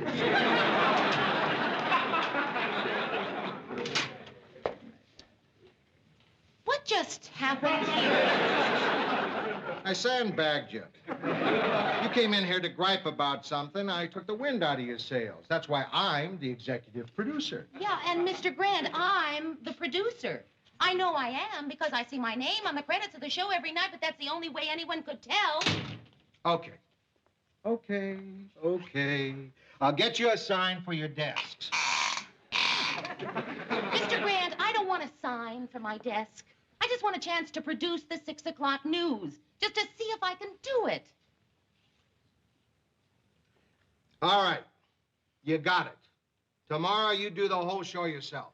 Oh, Mr. Grant, thank you. Thank you. I just can't tell you how much I appreciate this. And, Mr. Grant, I don't want you to worry about a thing. I am going to rise to the occasion. I'm going to make you so proud of me. I'm going to get you some Mazola oil for your chair. Good evening, ladies and gentlemen. This is Edward Daniels with the 9 o'clock news. David Baker, the head of the United Nations Emergency Fund, said today he has received a $1 billion commitment from the United States. Hi, Mayor. I hope we're not disturbing you. No, not at all. Come on in. Thank you. We got through dinner early tonight. We emphasize service at that restaurant. That's why I take her there. Even special orders. The girl just sings in the microphone, hold the pickle, hold the lettuce, and they hold it. Oh, I see you're watching Channel 3. Oh, yeah. They have a 9 o'clock newscast. Well, it's always helpful to check the competition there. Good blazer, average voice, weak vocabulary. I'm just checking to see if there are any new stories since the 8 o'clock broadcast. Are you nervous about tomorrow, Mary? Oh, come on, Georgette. I've been an associate producer for 5 years now, a producer for over a week, and so I'm nervous. I want you to know, Mayor, that I'm one guy you can count on tomorrow. Of course, after you have that first show under your belt, there are a few improvements I'd like to discuss with you. But in the meantime, we just stop by to wish you good luck and bring you some flowers. Oh, well, thank you. Unfortunately, the florists are all closed this time of night. Why don't you buy yourself something? You can keep the change. No, thank you. What kind of improvements? Oh, just a lot of stuff to make you look good as a producer. Uh-huh. Example, the title of the show. The title of the 6 o'clock news? Oh, well, let's face it, Mayor. People tune in to watch yours truly. I mean, that's what it's all about. The title of the show should be The Baxter Report. No, Ted. Ted, Mary can't go making a whole lot of changes right away. All right, Mary. How about this, a new opening? An aerial shot of my car pulling up. I step out of the car, and I race up the stairs, a grim look of urgency on my face, and I race down the hall. You should think of those things before you leave the house. We are leaving the opening exactly the way it's been. All right, Mary. Have it your way. I tried to help you, but you're too lazy to think big. Come on, Georgia. No, Ted. Mary needs moral support, and I'm staying for a while. All right, I'll pick you up in about an hour. Mary, let me tell you something. You know what you are? Lascivious. Lascivious? Why would Ted call me lascivious? Correction, that's lethargic. It's on the same page as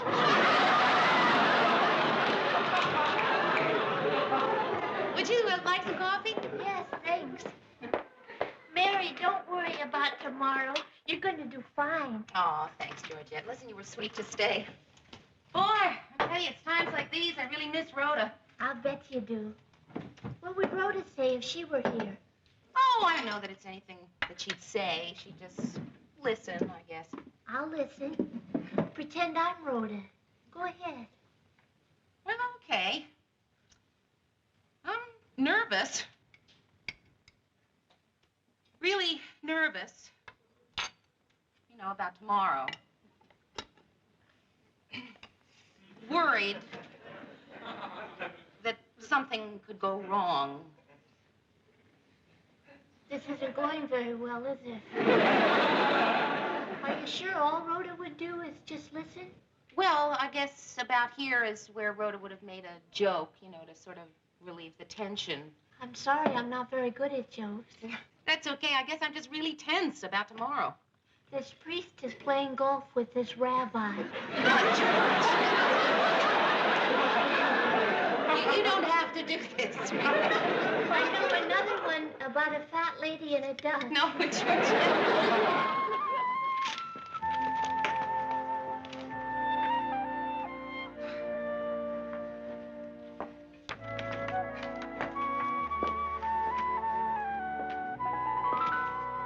Murray, who handles the clocks?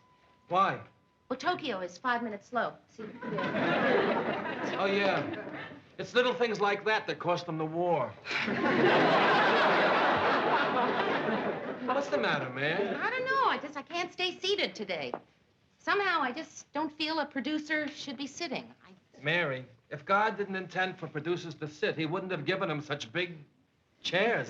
I don't know. You feel I should be on my feet in case I have to deal with anything in a hurry. At 1 o'clock in the afternoon? Come on, Mary, relax. After all, Lou was right in there. If any problem comes up, all you gotta do is just... Murray. If any problem comes up, I'll handle it. That's all. Hi, guys. Ted, you're late. I know you wouldn't care, Mary. I mean, what the heck? We don't punch a time clock around here. Well, the point is, Ted, if you get here on time for Mr. Grant, you can get here on time for me. That's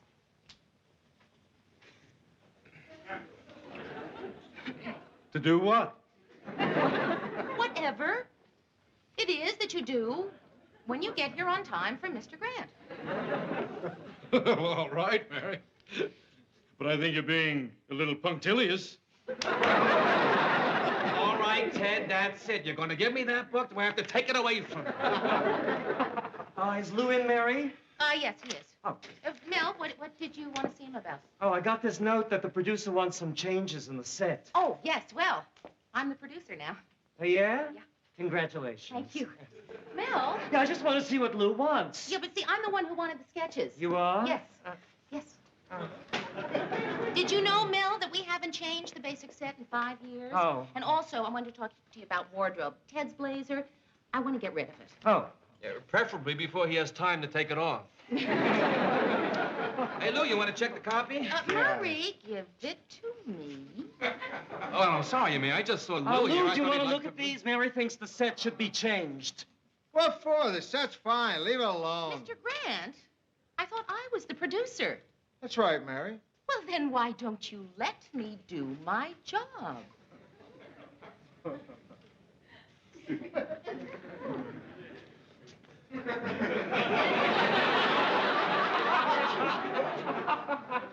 Mary, the first thing you have to learn as a producer is not to have this sort of discussion with your executive producer in front of other people. Oh, I'm sure nobody heard. I certainly didn't. Look, I'm really sorry, Mr. Grant, but you are not letting me do my job. All right. Go ahead. Do your job. You don't need any help? Fine. Well, no, wait, no, I never said that I didn't need help. Mr. Yes, Grant. you I did, just- Mary, and everybody heard you. Well, I certainly did. You can do everything, Mary. Good for you. Lots of luck. You'll need it. Well, Mary, I guess that'll teach you to be bellicose. So,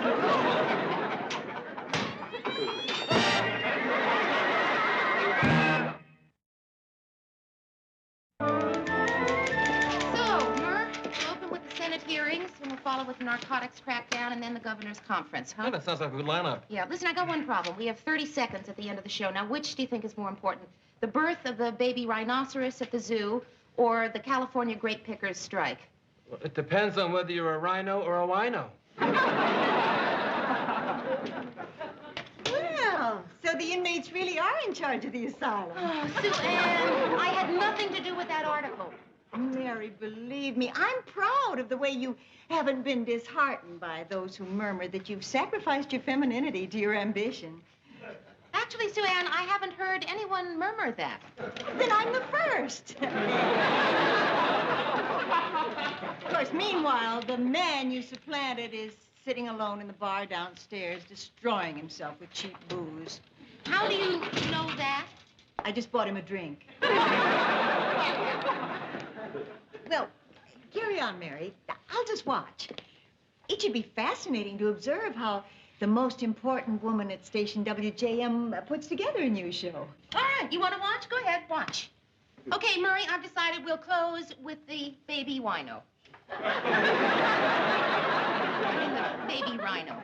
Hey, Mary, you didn't authorize any wardrobe changes, did you? Oh, well, no, Gus, I didn't. That is, Mel talked to me about them, and I said I would Without think consulting me? Holy cow, Mary, your director has to know about these things. Well, there is nothing to know about yet, Gus. I mean, nothing definite has been decided. Oh, yes, so... it has. He's got Ted wearing a black and white striped jacket, and he's putting checkered pants on a weatherman. Oh, well, no, I never authorized that. Holy Toledo, you can't use stripes.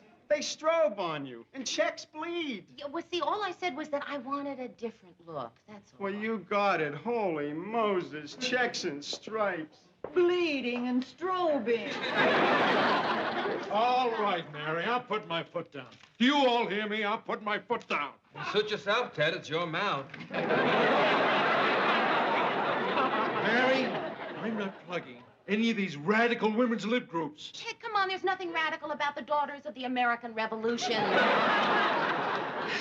I love watching you do the news, Mary. Okay, this is it! His creepy camera pushers have mucked up my designs once too often. Well, what seems to be the problem? Mary, will you tell this fascist he just can't tear down a new piece of set just because he doesn't like it? And will you tell this half-wit you can't use a mirror on the set? Is that so?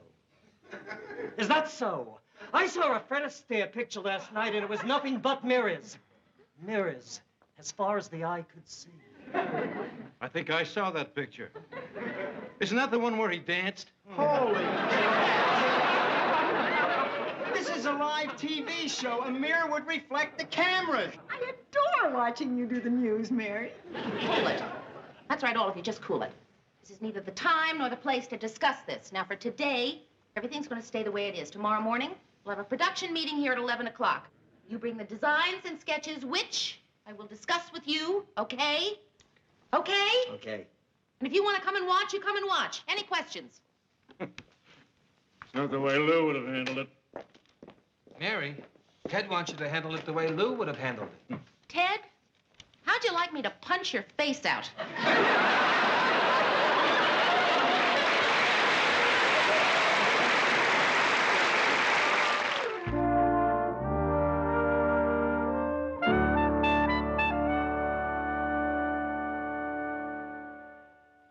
And I'm telling you, the greatest college football team of all time was Army 1944. Nebraska, 1972. How do you say that, fella? Army had the greatest backfield that ever was. Nebraska, 1972. Hi. Hello. Blanchard, Davis, Tucker, eh? Nebraska, 1972. Oh, nothing, thank you. I just thought I'd come by and tell you that everything is okay in the newsroom. Good. Look at the record. Unbeaten, untied, beat Notre Dame 59-0, 6 All-Americans. I mean, I knew you'd be anxious to know that. Yeah. Glenn Davis set a touchdown record that still stands. And that's while he was dating Elizabeth Taylor. I knew you wanted to know, because, I mean, it is the first time that I ever ran the whole show myself. Yeah. Nebraska, 1972. Army, 1944.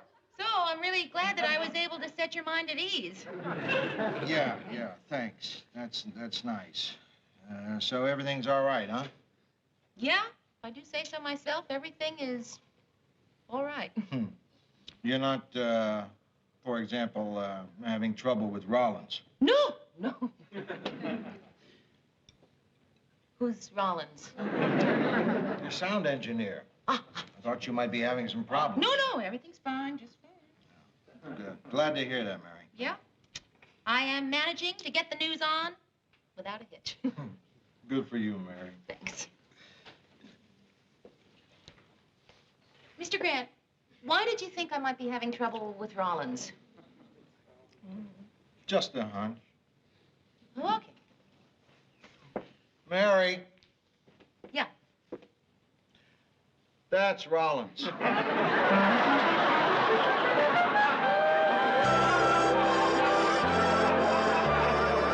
And the Clean Air Committee praised Twin Cities residents for leaving private cars at home and making the quick transit bus program a big success. Why does Ted keep frowning? Well, he's mad at me because I wouldn't work any of his vocabulary words into the copy. Oh. It's wonderful, Mary.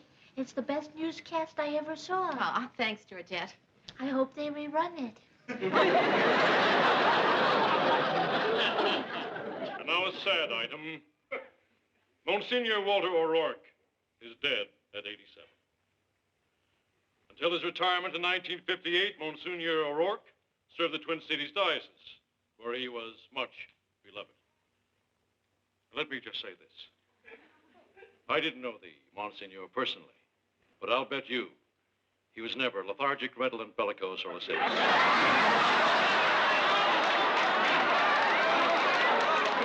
This is Ted Baxter saying good night and good news. At least he pronounced them right. Never mind, never mind. Here comes the good part. Produced by Mary Richards. Is that the first time you've seen that? No, but it's the first time I believed it. Congratulations, Mayor. Ah, thanks, Murr. Or maybe I should have shaken your hands. I hardly ever hug Lou. No, I like the hugging. Hey, I'm very impressed. It was a great show, a perfect show. Except for that one moment when Ted was reading the basketball scores, and a voice from the sound booth yelled, Nebraska, 1972. Well, Mayor, what did you think of my performance? Ted, Mary produced tonight's show, and she would like your opinion. Fair enough. Mary, I thought I was great. Thank you, Ted. Gee, I wonder what Mr. Grant thought.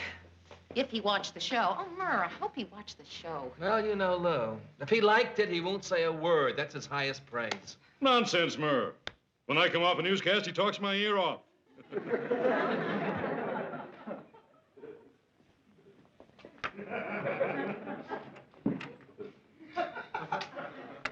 Congratulations, Mary.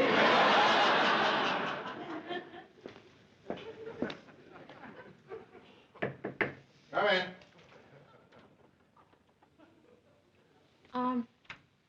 Mr. Grant, maybe I'm pressing my luck, but, what do you think? About the show? Yeah. What do you want me to say? That it was great? Sure. Mary, you want to know about a great newscast? In 1966, I was working at a radio station in Chicago where there was this real smart aleck broadcaster. On election night, the other guys decided to fix him. As he started to read the returns, two of the guys took off his pants and set fire to them. And Mary, I watched while that man broadcast those returns perfectly. Now, that's a great newscast. And you just let that happen? You didn't help him? Sure, I helped him blow out his pants. Hey, what I'm saying is, don't expect superlatives from me. Anyway, producer, what do you care what I think? Your opinion is the only one that should be important to you. You're right. You are absolutely right. Yeah. And you want to know what I think? Hmm? I think I did a great job. I think I did a terrific job. Then that's all that matters, isn't it? Right you are.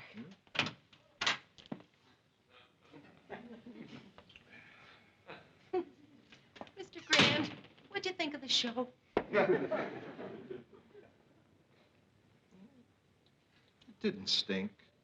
Oh, thank you, Mr. Grant. Oh, thank you. It didn't stink.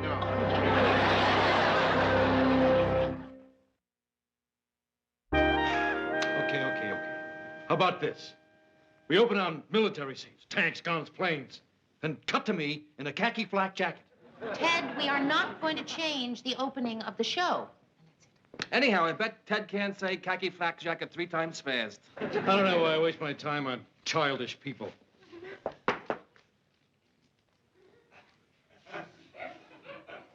Khaki flak jacket, khaki flak jacket, khaki flak jacket.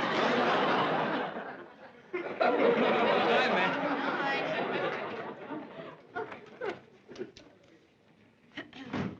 Hey, Mary. Oh, this is a big night. The first time you produced a show all by yourself. Right. Yeah, that's a cause for celebration. Hey, it is. Yeah. I think I'll go have a drink.